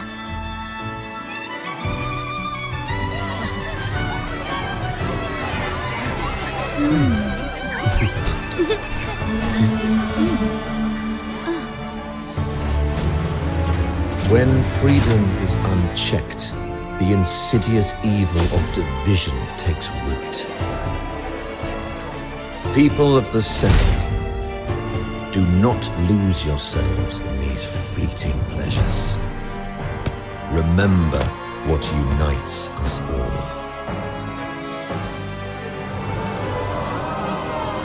What is that?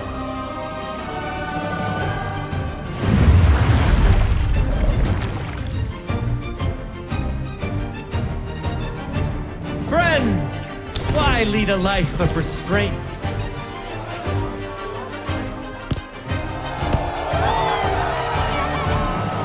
Why not live like there's no tomorrow?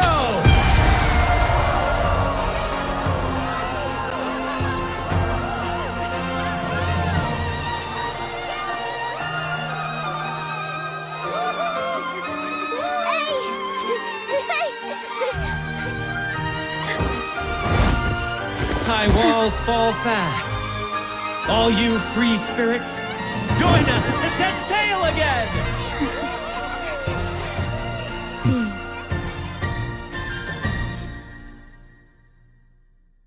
That woman. She's with the Fractsidus.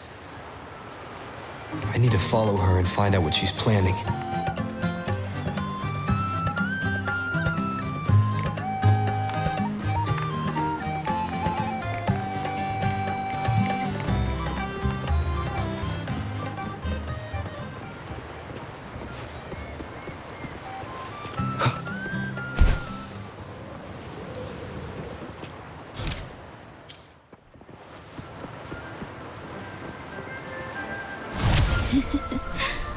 Right this way.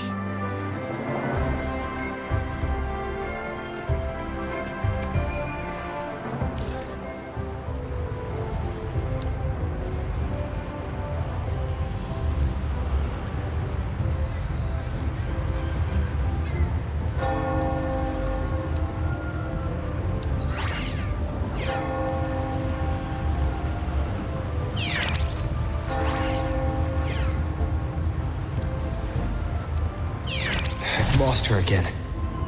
Where is she trying to lead me?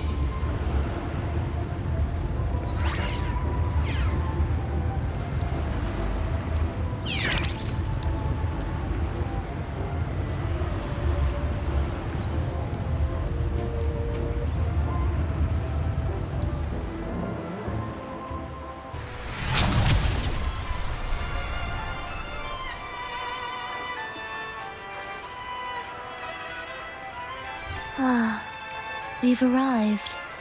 Such a small world, isn't it?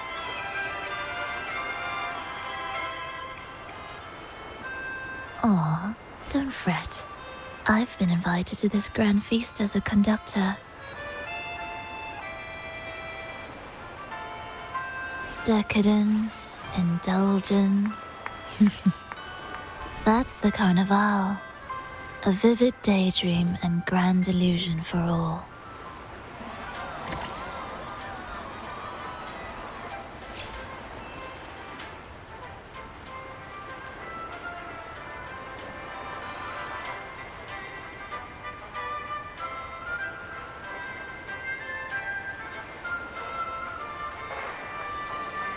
No need to worry.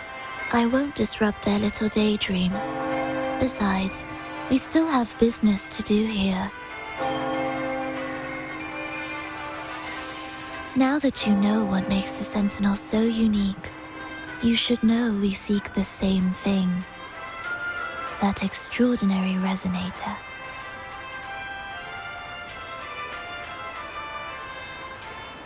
How about I share a little story with you? A gesture of goodwill for our cooperation.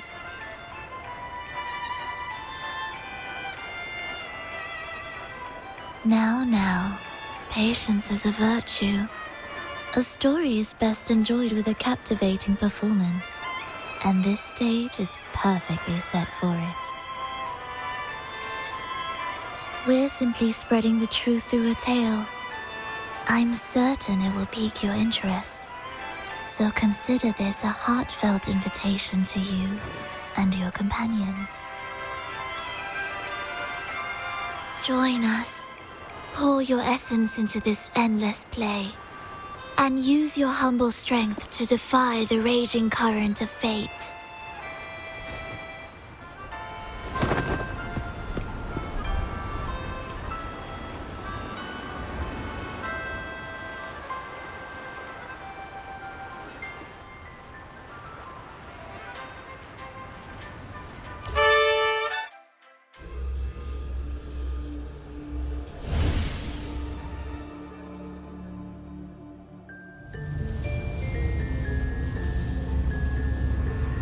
The stage is set, and the curtain rises. Actors, the moment to dazzle has arrived.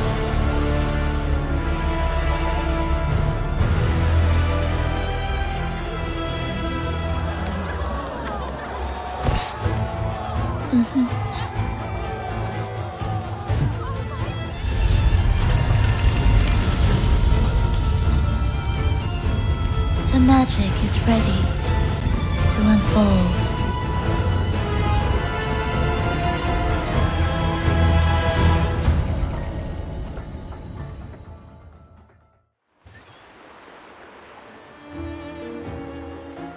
As anticipated, the Praxidus is on the move. Now, remember the rehearsal we did yesterday? All our preparations have led to this very moment. She intends to use those Lycorises to summon and control the Tacit Discords. If we destroy the Lycorises, we can neutralize them.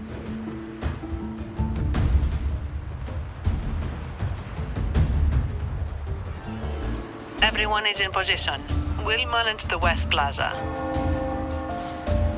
DB is stationed at the East Plaza, keeping an eye on things.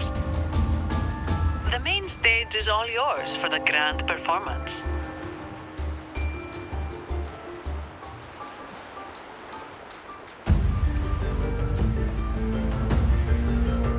I'll take care of the lighting and create the mood to make the performance stand out.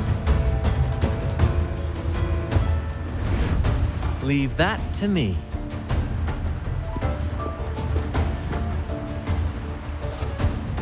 Ready? The spotlight will be on you two.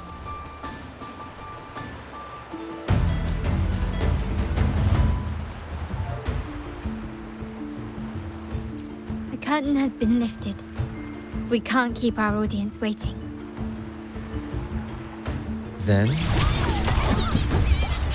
Ladies and gentlemen, the grandest and most spectacular performance of the Carnival is about to commence.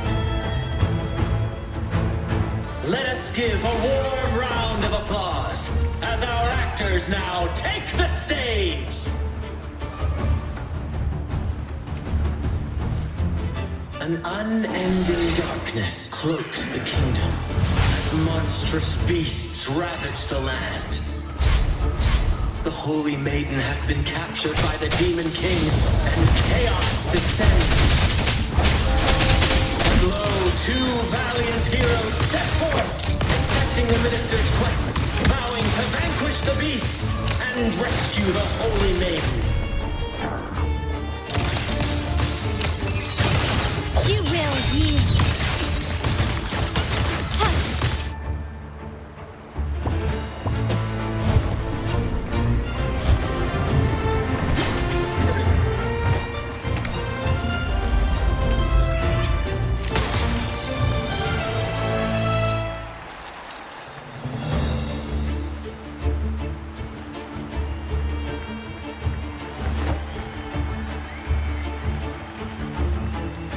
The heroes breach the first barrier, sweeping away the monsters within the city.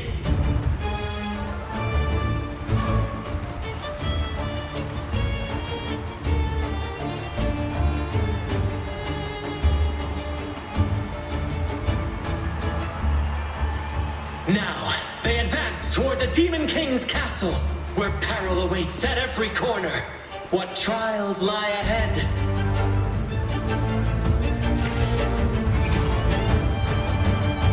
Gently does it? No wall can deter these free spirits. Even the stars seem to cheer on their bravery.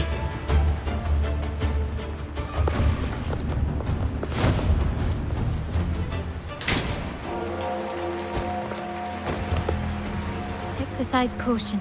New enemies have appeared.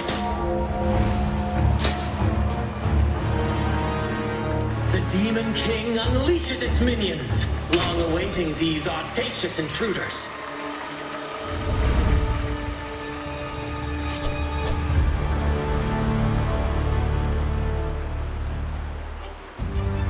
Quickly and swiftly. Improvise. Still recognize me? Glory demands more. Swift and resolute. One with the sounds. I sense your weakness. The hour is upon us. My compliments.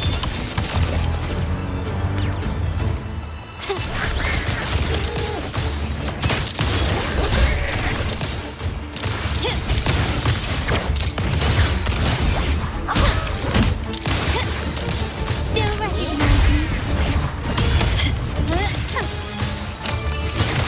Brilliance lights the way! Don't confront them head on.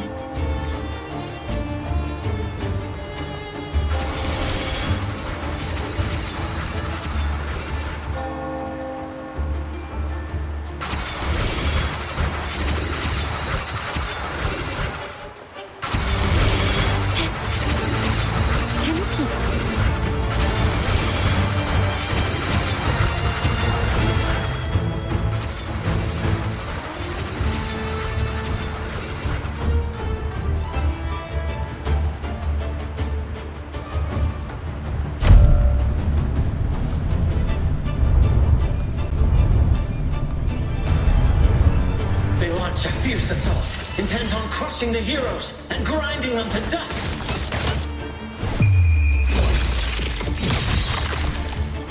Swift and resolute. Strike the shadows. One with the sounds. Moment of resonance.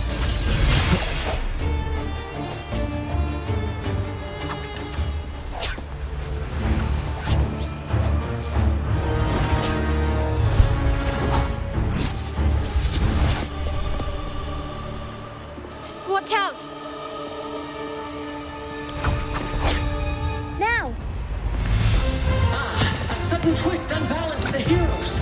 Then at this crucial moment, a mysterious figure enters the fray. A divinity sent emissary? Or a spirit from the shadows, perhaps?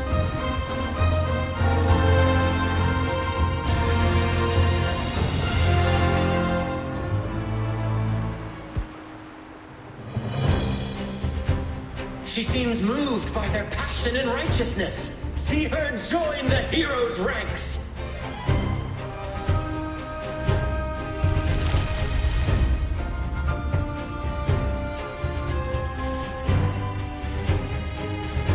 Ah, how delightful. I await your shallowed, bated breath.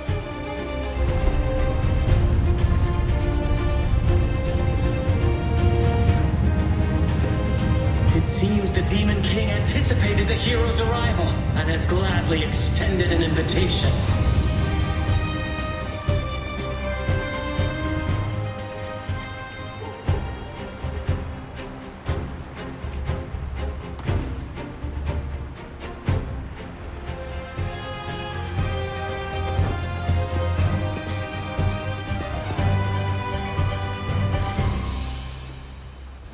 With unyielding determination, the heroes accept the challenge.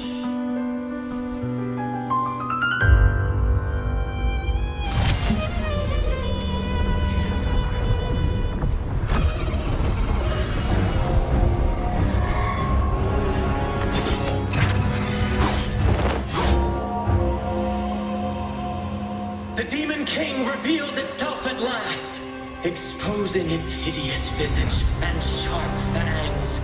The final showdown is nigh! The Demon King summons its foul army, poised for a climactic battle with the heroes. The victor will soon be revealed.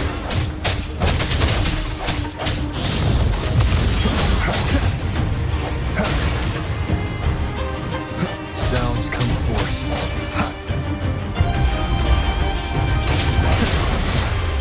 Strike the shadows. Mamma mia! Still recognize me. Take this!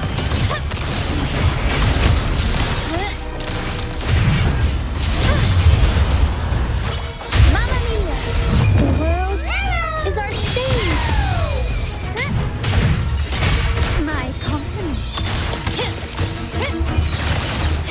The stage is set.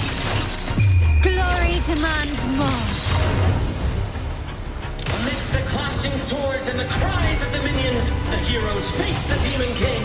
Victory belongs to the righteous and the brave!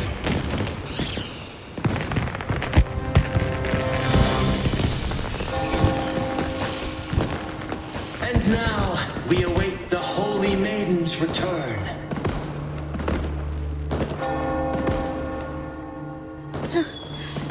And so we arrive at the happily ever after, yes? But we do not live in a fairy tale. There is no playwright to script a happy ending for us. What lies behind the curtain is but a cruel jest, a dark satire.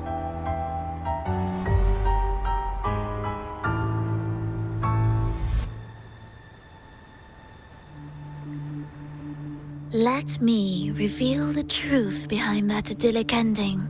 The Holy Maiden has long succumbed to darkness, drawing power from a heretical force and leading her people into depravity.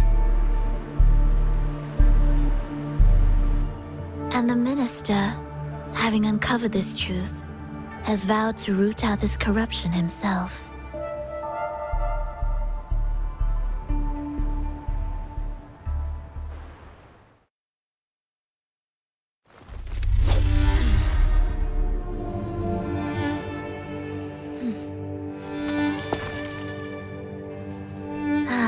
Come now, let us embrace the grand climax of this revelry.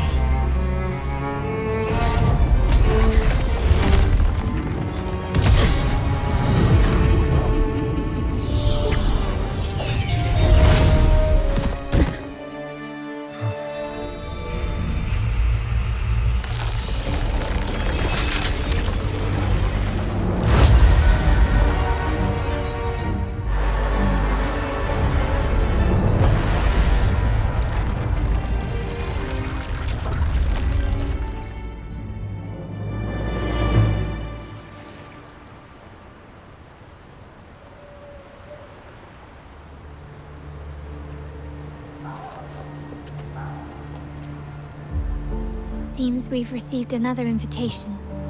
The final stage likely lies beyond this point. Are you prepared? Don't worry. Brant will manage everything within the city and make sure the performance proceeds smoothly as planned. Let us proceed to meet that Fraxidus overseer and deliver a flawless performance for the Carnival.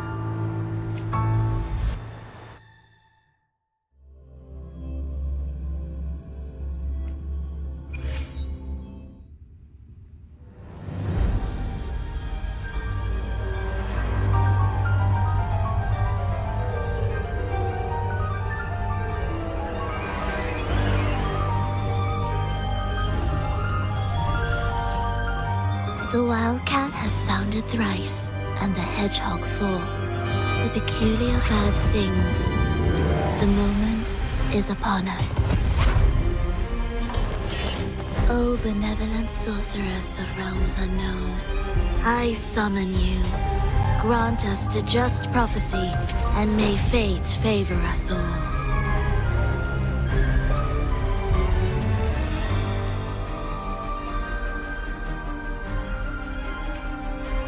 The night veils the world in darkness, while the feast captivates all.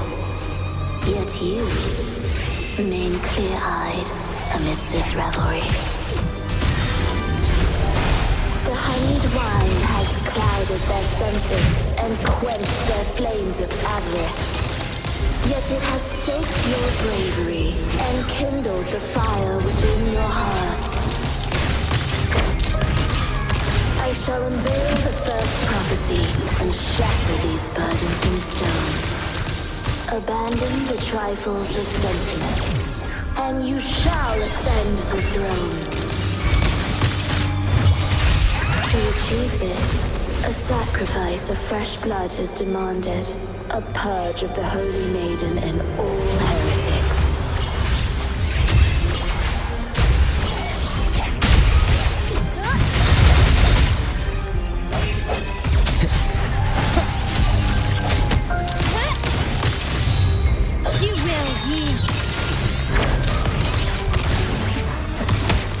Victory favors me.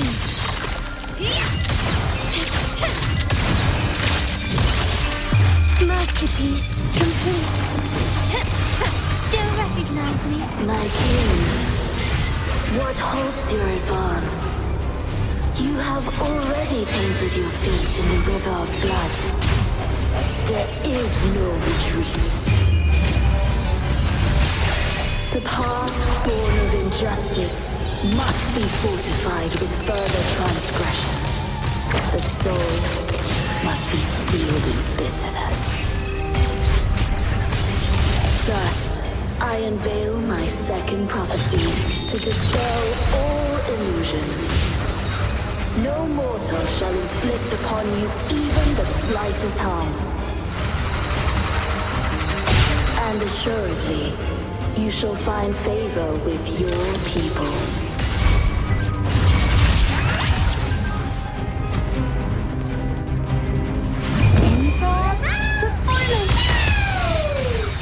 My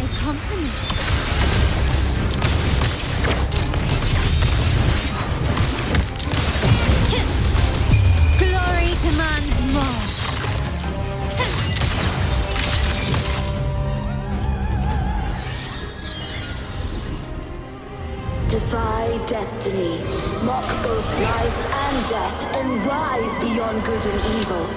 Abandon all doubt and grasp at unreachable hopes.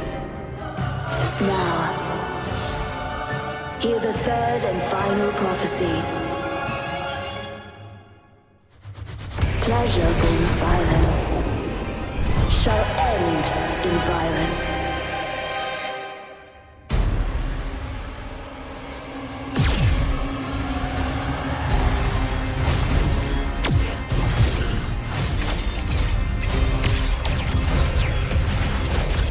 You've crossed the wrong person.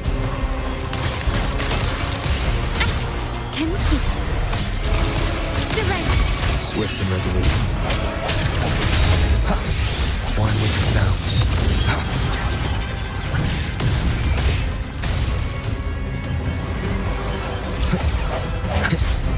No hesitation. My compliment. Take this! An absurd, impudent display. The end has come. One with the sounds.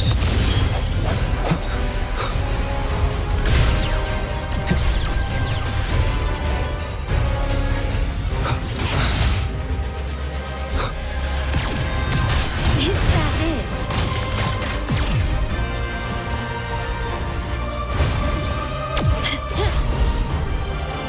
You will yield. Impulse. Running won't save me. Can keep. Victory favors me.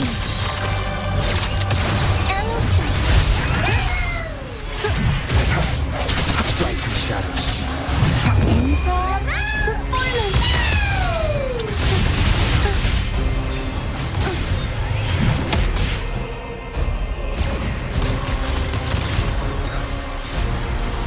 I'm still standing.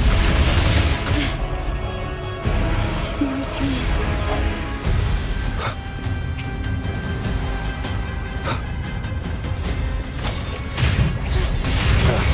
That time. Keep it together. Break. Tempest show! Mamma mia! Avanti! Figurati!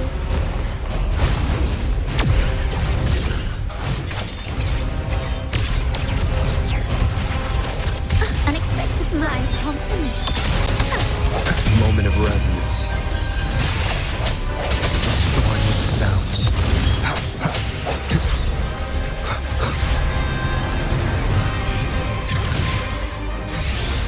Last chance.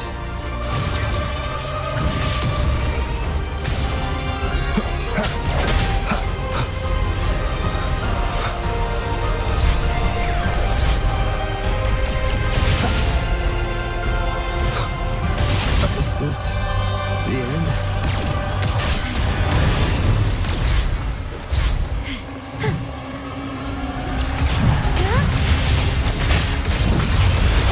Help me together. The world is our stage. Turn of events. I will.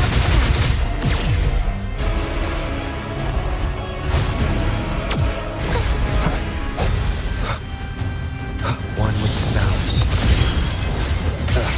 That timing.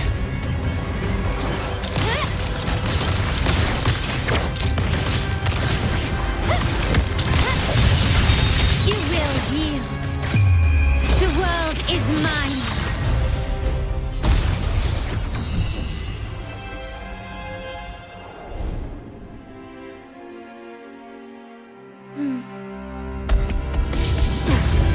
What a pity. The prophecy says the king will not take his final bow in this act. Reality beckons. Have you glimpsed the truth in this dream? 2 prophecies fulfilled, but the third? I await to see how you will rewrite it.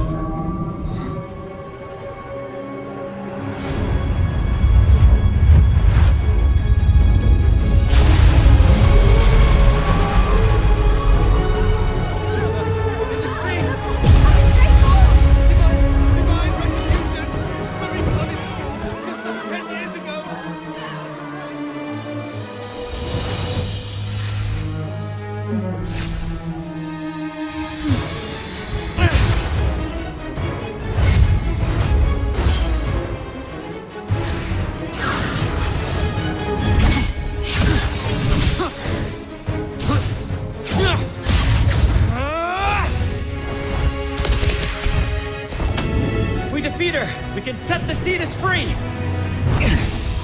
We'll give this performance the perfect finale!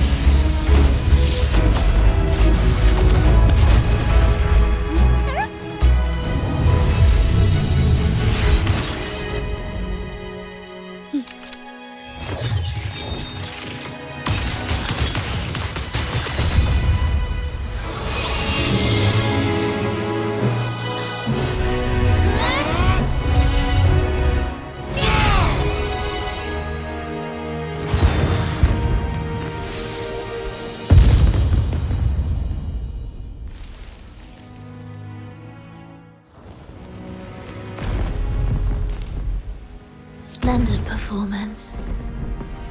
It's almost time for the final bow, but the symphony between us has only just begun its overture.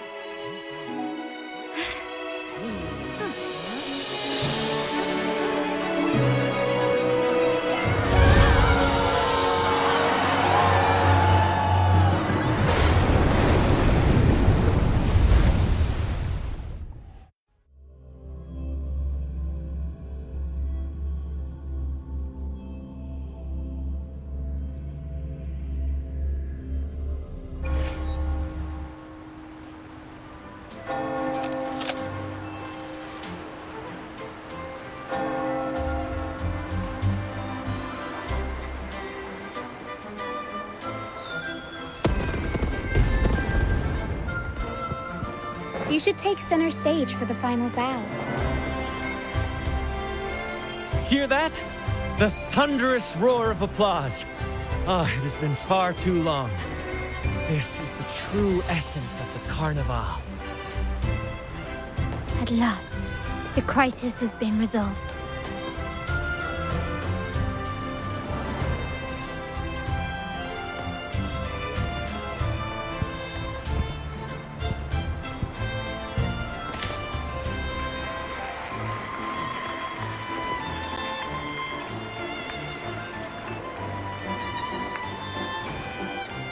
Lord Arbiter, I have heard thy call. I have awaited thee for what seems like an eternity.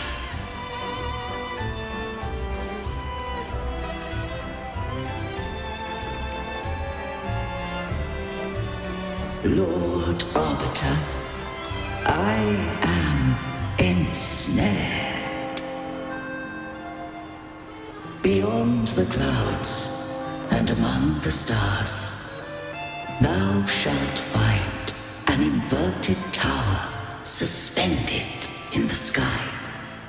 I am there, watching over Solaris from above. The lost doth wander briefly amongst thy kind. Seek her out.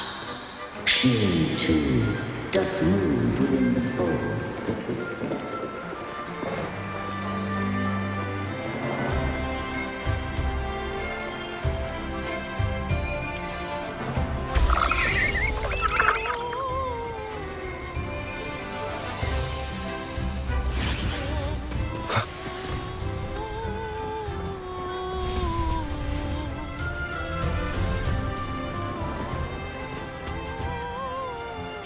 You should take center stage for the final bow. Hear that? The thunderous roar of applause. Ah, it has been far too long.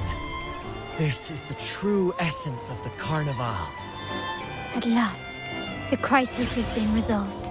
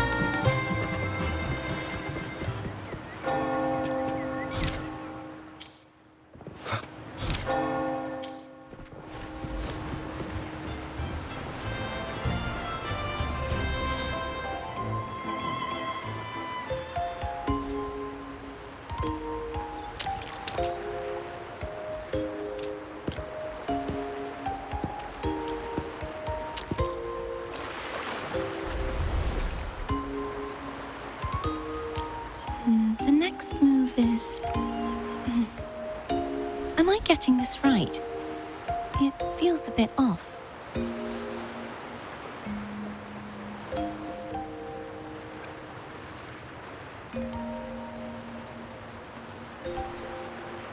You are...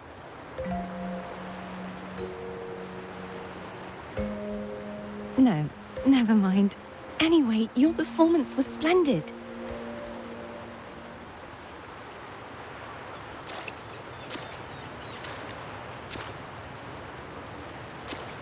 I'm here for the carnival as well. It's been ages since I've seen something as grand as this. I love hearing the laughter and cheers of a crowd, no matter the occasion. Kind stranger, could you show me those final steps from your curtain call?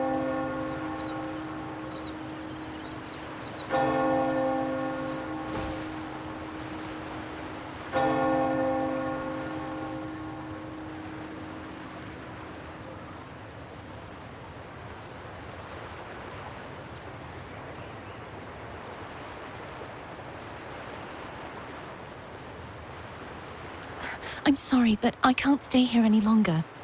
I must return.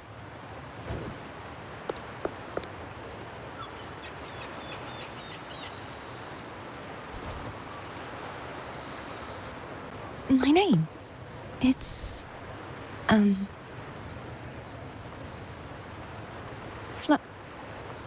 No. I'm Cartothea. Yes, that's right. Cartothea. Farewell, Laureate. I hope that someday I might stand on stage with your troupe.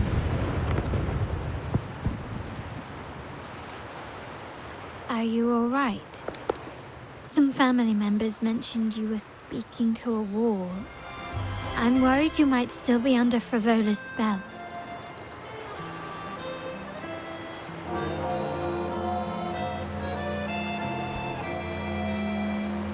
See who? Are you truly all right?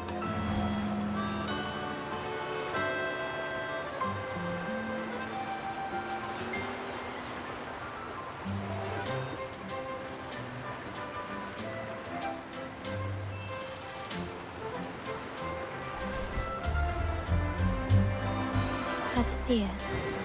I'll make a note of it. If she was indeed here, she is likely still in Raguna. I will have my family start searching.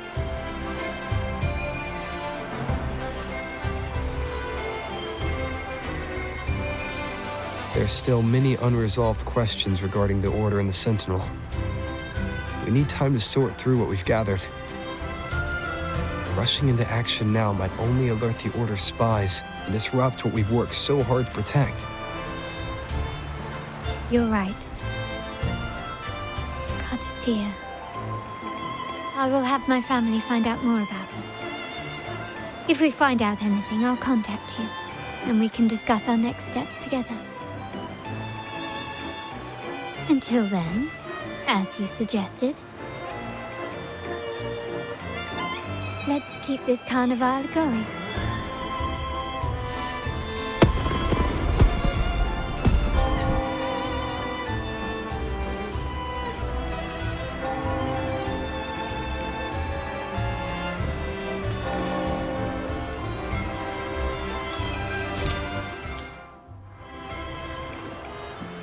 Cartothea. I will have my family find out more about her.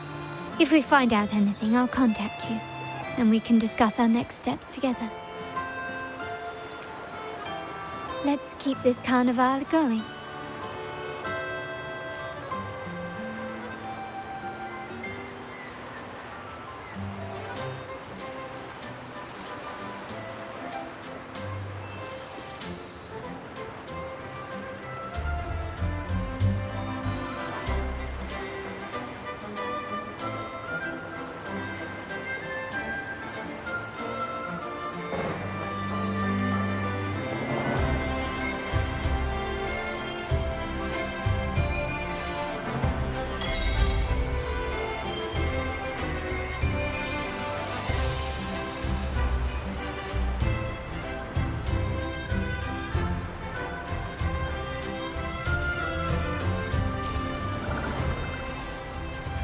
you awake, Rover? I trust you had a restful sleep. We have uncovered some new information about the Sentinel. Please join us at the family's safe house. I've sent the address to your terminal. Brant and Rotia are also here. We are awaiting your arrival.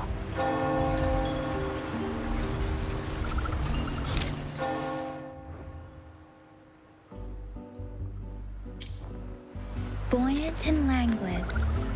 Where?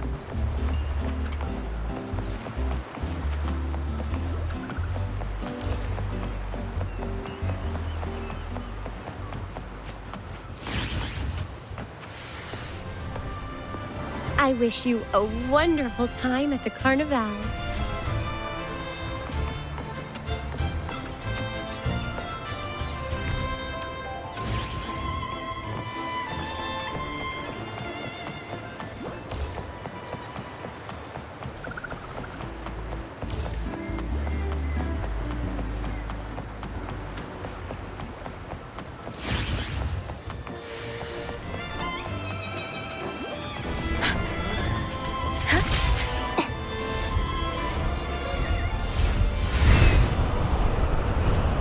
Against the winds.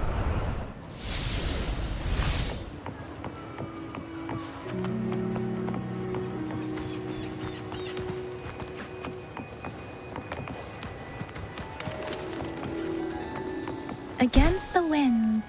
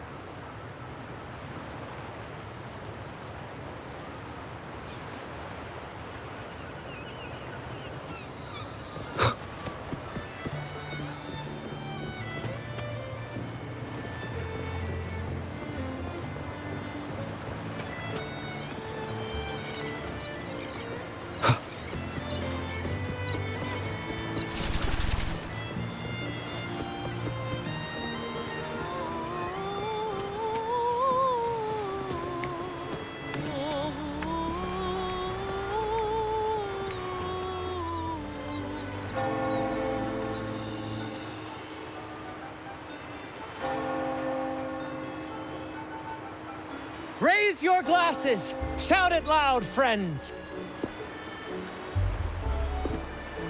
To us! To the Carnival! And to our very own laureate! A name that echoes through the world, destined to roam the skies before shaking the earth!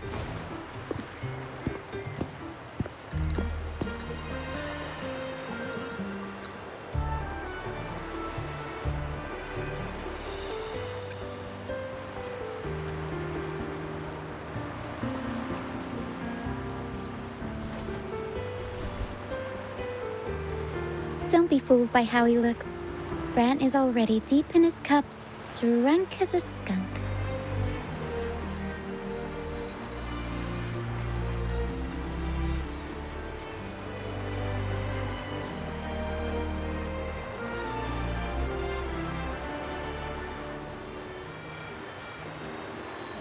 Oh, let him enjoy himself. The taste of victory is still fresh.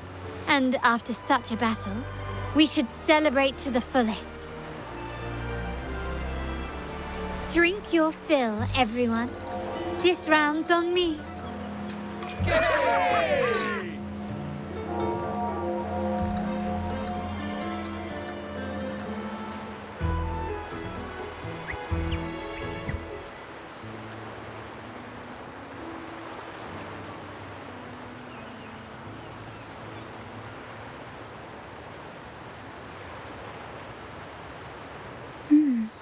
I see someone's been eavesdropping.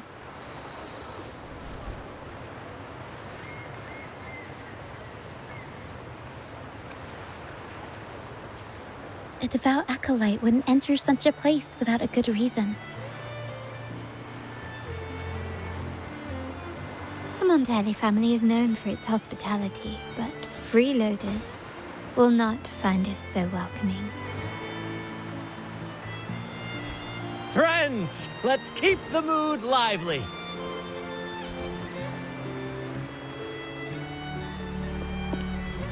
Come, let's discuss the information we've gathered so far. During the carnival, you heard the Sentinel's voice and found a girl named Cartathea.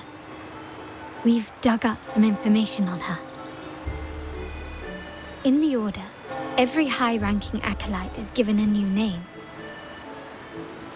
We contacted the acolyte Phoebe. After some digging in the Order's records, she confirmed that before taking on her holy title, the Blessed Fleur-de-Lis was called Cartathea.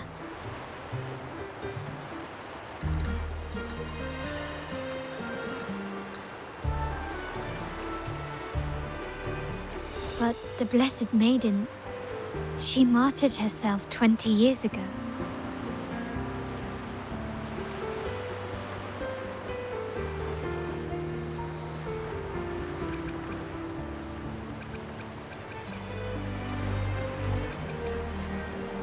The family will uncover the truth.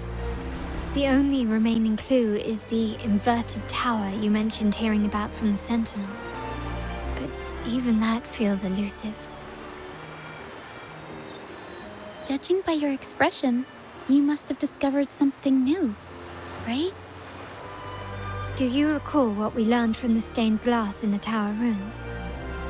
There were two divinities at the dawn of Renacita. If one refers to the Sentinel, then the other, who could stand alongside them, might be the Threnodian. The two are undoubtedly linked, so uncovering one could lead us to the other. Remember Gilberto from the Physalia family? It took a lot to get him to talk, but we finally got some information from him. As he tells it, the Physalia family's long-revered deity is none other than Leviathan, the Threnodian from the sea's depths.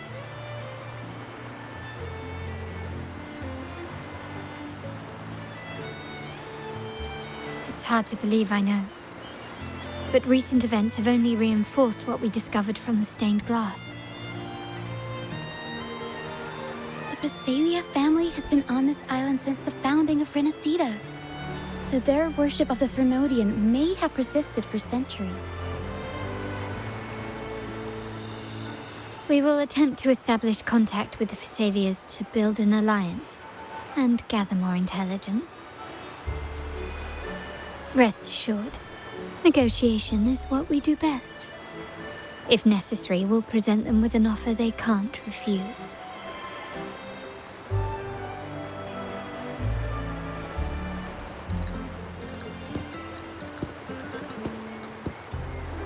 Excuse me for the interruption. Greetings, esteemed guest. The Primus wishes to invite you for a conversation at the Cathedral of Mercury. Would you be so inclined?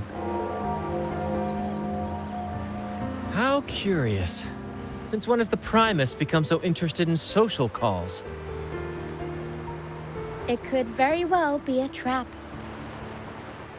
I'm merely conveying the Primus's invitation. The choice is yours.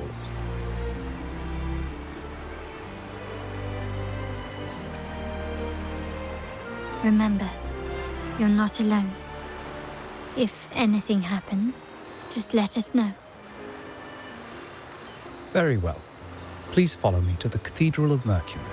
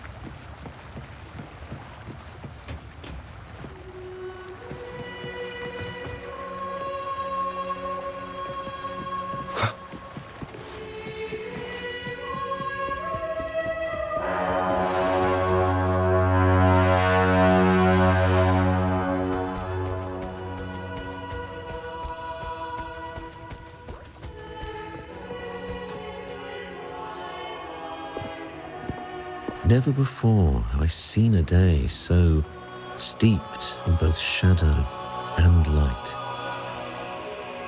The birds sing, the flowers bloom, yet this world knows neither true joy nor eternity. Come closer, righteous one. There's no need for hesitation. I am Fenrico, the Primus of the Order of the Deep.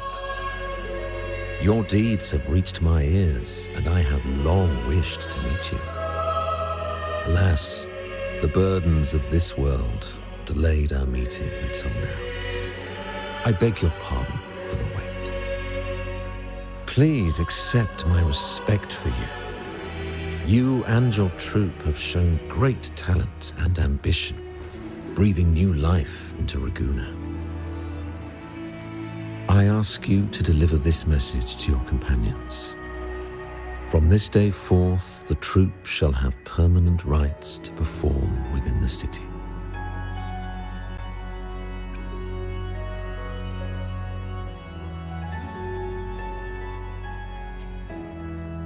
All mortals stumble, but through pilgrimage, they have cleansed their souls and atoned for their transgressions. They have earned their right to return to this divinely blessed land. I understand that questions weigh on your heart. In the presence of a just divinity, speak freely, and I will answer with all the honesty I possess. By the great Sentinel Imperator, I swear to you, there shall be no deceit in my words.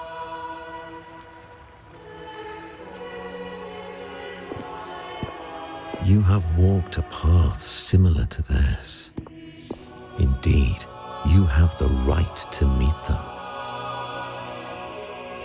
However, due to the dark tide 2 decades ago, the Sentinel's body was gravely wounded and remains in a state of recovery. If you wish to meet them, I will convey your request. I see the thirst for truth in your eyes. It is clear that doubts still linger in your heart. Please, voice your concerns.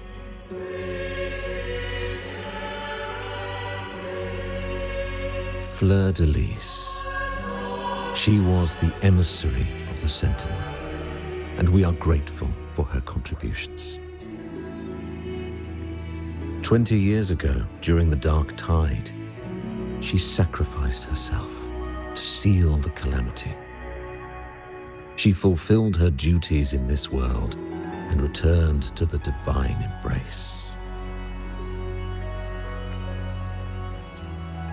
Do you know how the dark tide came into being? In Rinascita, wars were waged in the name of faith, tearing apart the Sentinel as our faith divided, weakening their divine power. The dark tide's true essence is the divine blood shed from the Sentinel's wounds. That tragic past left deep scars, and with their divine power drained, they could not prevent the dark tide's surge 20 years ago. The Blessed Maiden chose to martyr herself. She once again resonated with the Sentinel and, through her sacrifice, restored some of their divine power, bringing an end to the dark tide.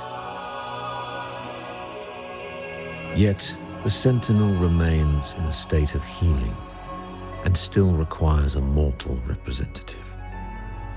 Following the Blessed Maiden's departure, I was granted new authority to cleanse the aftermath of the dark tide.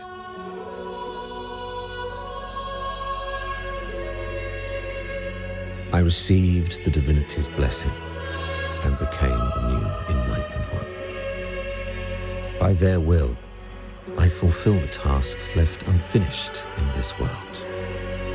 Therefore, we must unify all beliefs, ensuring the purity and unity of our will to prevent another tragedy.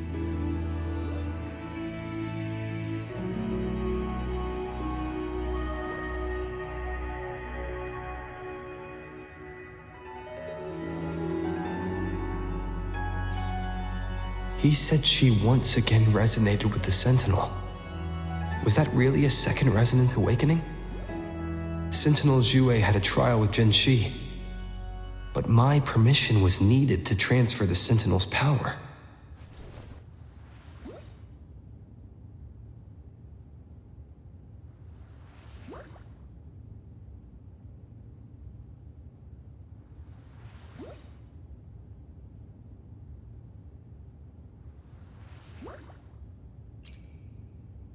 I swear, my words are without deceit.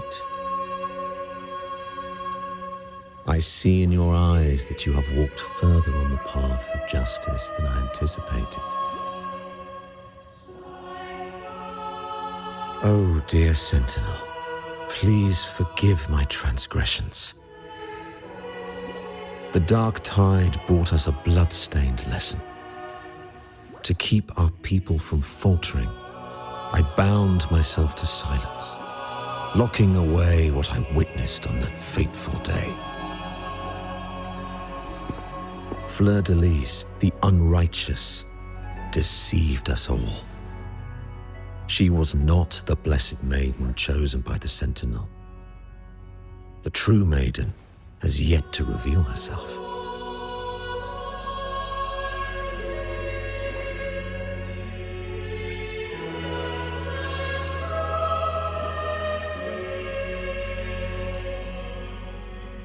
You must know that a being capable of rivaling our divinity exists in this world.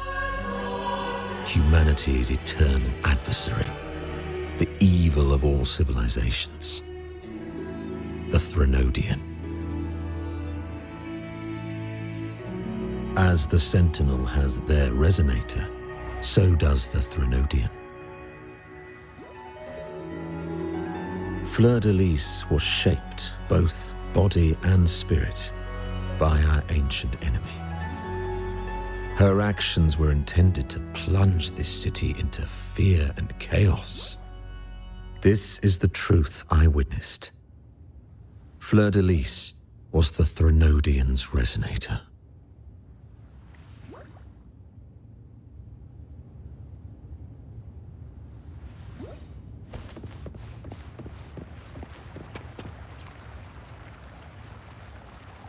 In the presence of the just divinity, feel free to express your doubts. I shall speak without reservation.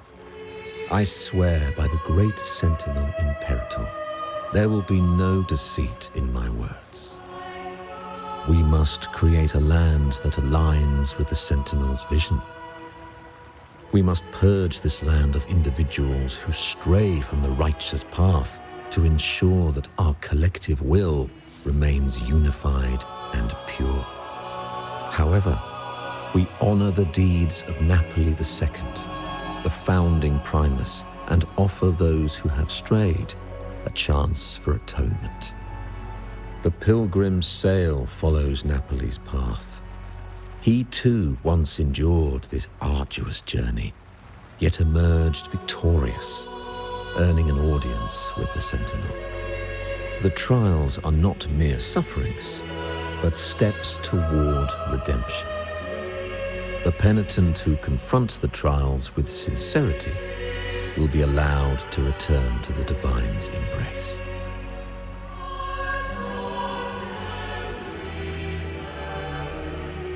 In the presence of the just, I swear by the great Sentinel Imperator, there will be no deceit. Unity is our shield, bound by the law of eternal continuity. Though we revel in the joy of the Carnival, we must also be vigilant. For division is a chronic disease plaguing this city.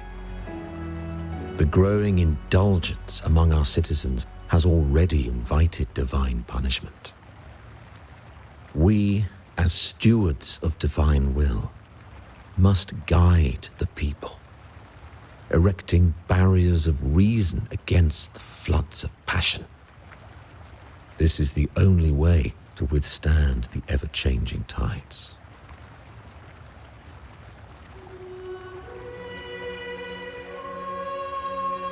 In the presence of the just, I swear by the great Sentinel Imperator, we uphold the Sentinel's principles of justice. The gates to our divine land remain open to all who seek it. This is a city of inclusiveness, welcoming all visitors, including those who try to overstep their bounds.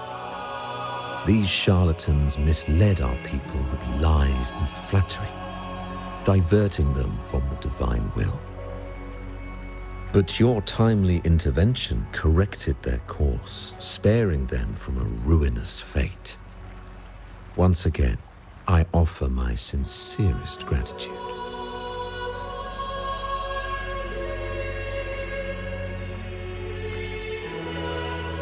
In the presence of the just divinity, I swear by the great sentinel imperator, may the divinity bless you, and may you always walk the path of righteousness.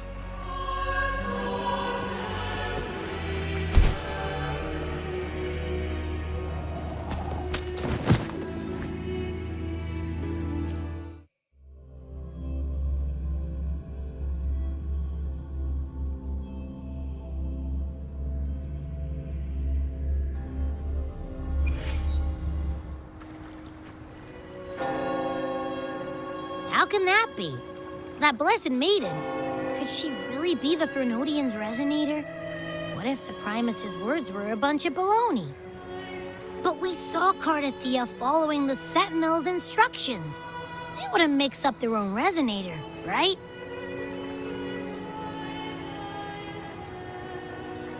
Now my head hurts. Who was she really with? The Sentinel or the Threnodian? Well, probably won't get any more answers from him. All the clues we've gathered so far point to the Threnodian. And the Phasalia family worships the Threnodian. We'll have to wait for Carlotta to arrange an audience with them. Something tells me this carnival is just the beginning. There's more ahead. I'm sure of it.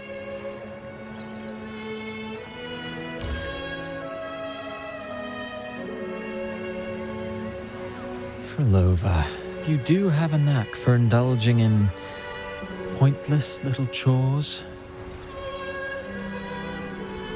Why, there's no rule against an actor making good use of the intermission.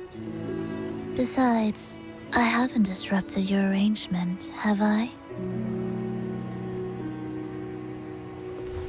The one from a faraway land who discerns the truth dares to raise their sword against the divine. In response, the slumbering gods break free from their shackles, revealing their true forms. The possibility of the second resonance awakening is now a certainty, so we just need to see if that special resonator truly exists. Was the Blessed Maiden a resonator for the Sentinel or the Threnodian? Or both? If so, a resonator capable of wielding both powers. I am eager to see how this story ends. Cristoforo, if you don't want to spoil the next act, I might have to give your carefully crafted plot a little nudge. Speaking of which, that rover shines brighter than anyone else in your play. Do you find him interesting as well? Frolova, it seems we walk different paths. I don't share your fondness for that sort of puppet theater. I merely place the characters on their stage and they act out their fates, driven by their own volition. To remain courageous amidst absurdity, to pursue a spark of divine grace, this, to me, is the truest essence of humanity. Don't you think? Even the most pristine cadence of death pales beside the untamed, fervent, and tenacious spirits of the living. In their journey, they resolutely overcome all obstacles. They pursue, they tear, they burn, simply because they desire to.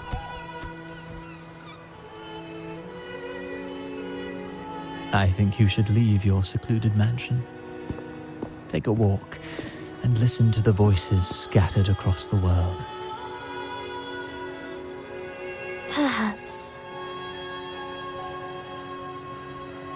From Huanglong to Rinasita, he has indeed added a few unexpectedly beautiful notes to my symphony.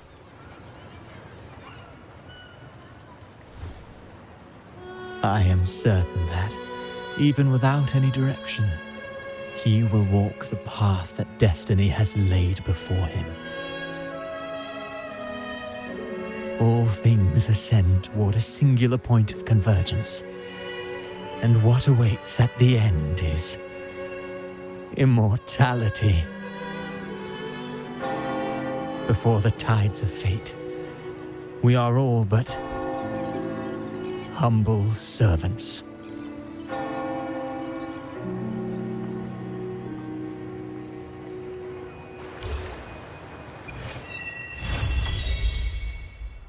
Hello? Do you mind dropping by the Strand when you have time? Brent and Bartolino are away, and they put me in charge of the welcoming proceedings. I'm feeling a bit nervous about it. Part of me just wants to crawl into my box. Pero is all stressed out because of me. Pero. I tend to fumble with words when talking to people. I'm worried I won't do a good job accommodating everyone. If the laureate himself were here, I wouldn't be so nervous. It would make things easier. So, as our new laureate, we need your help.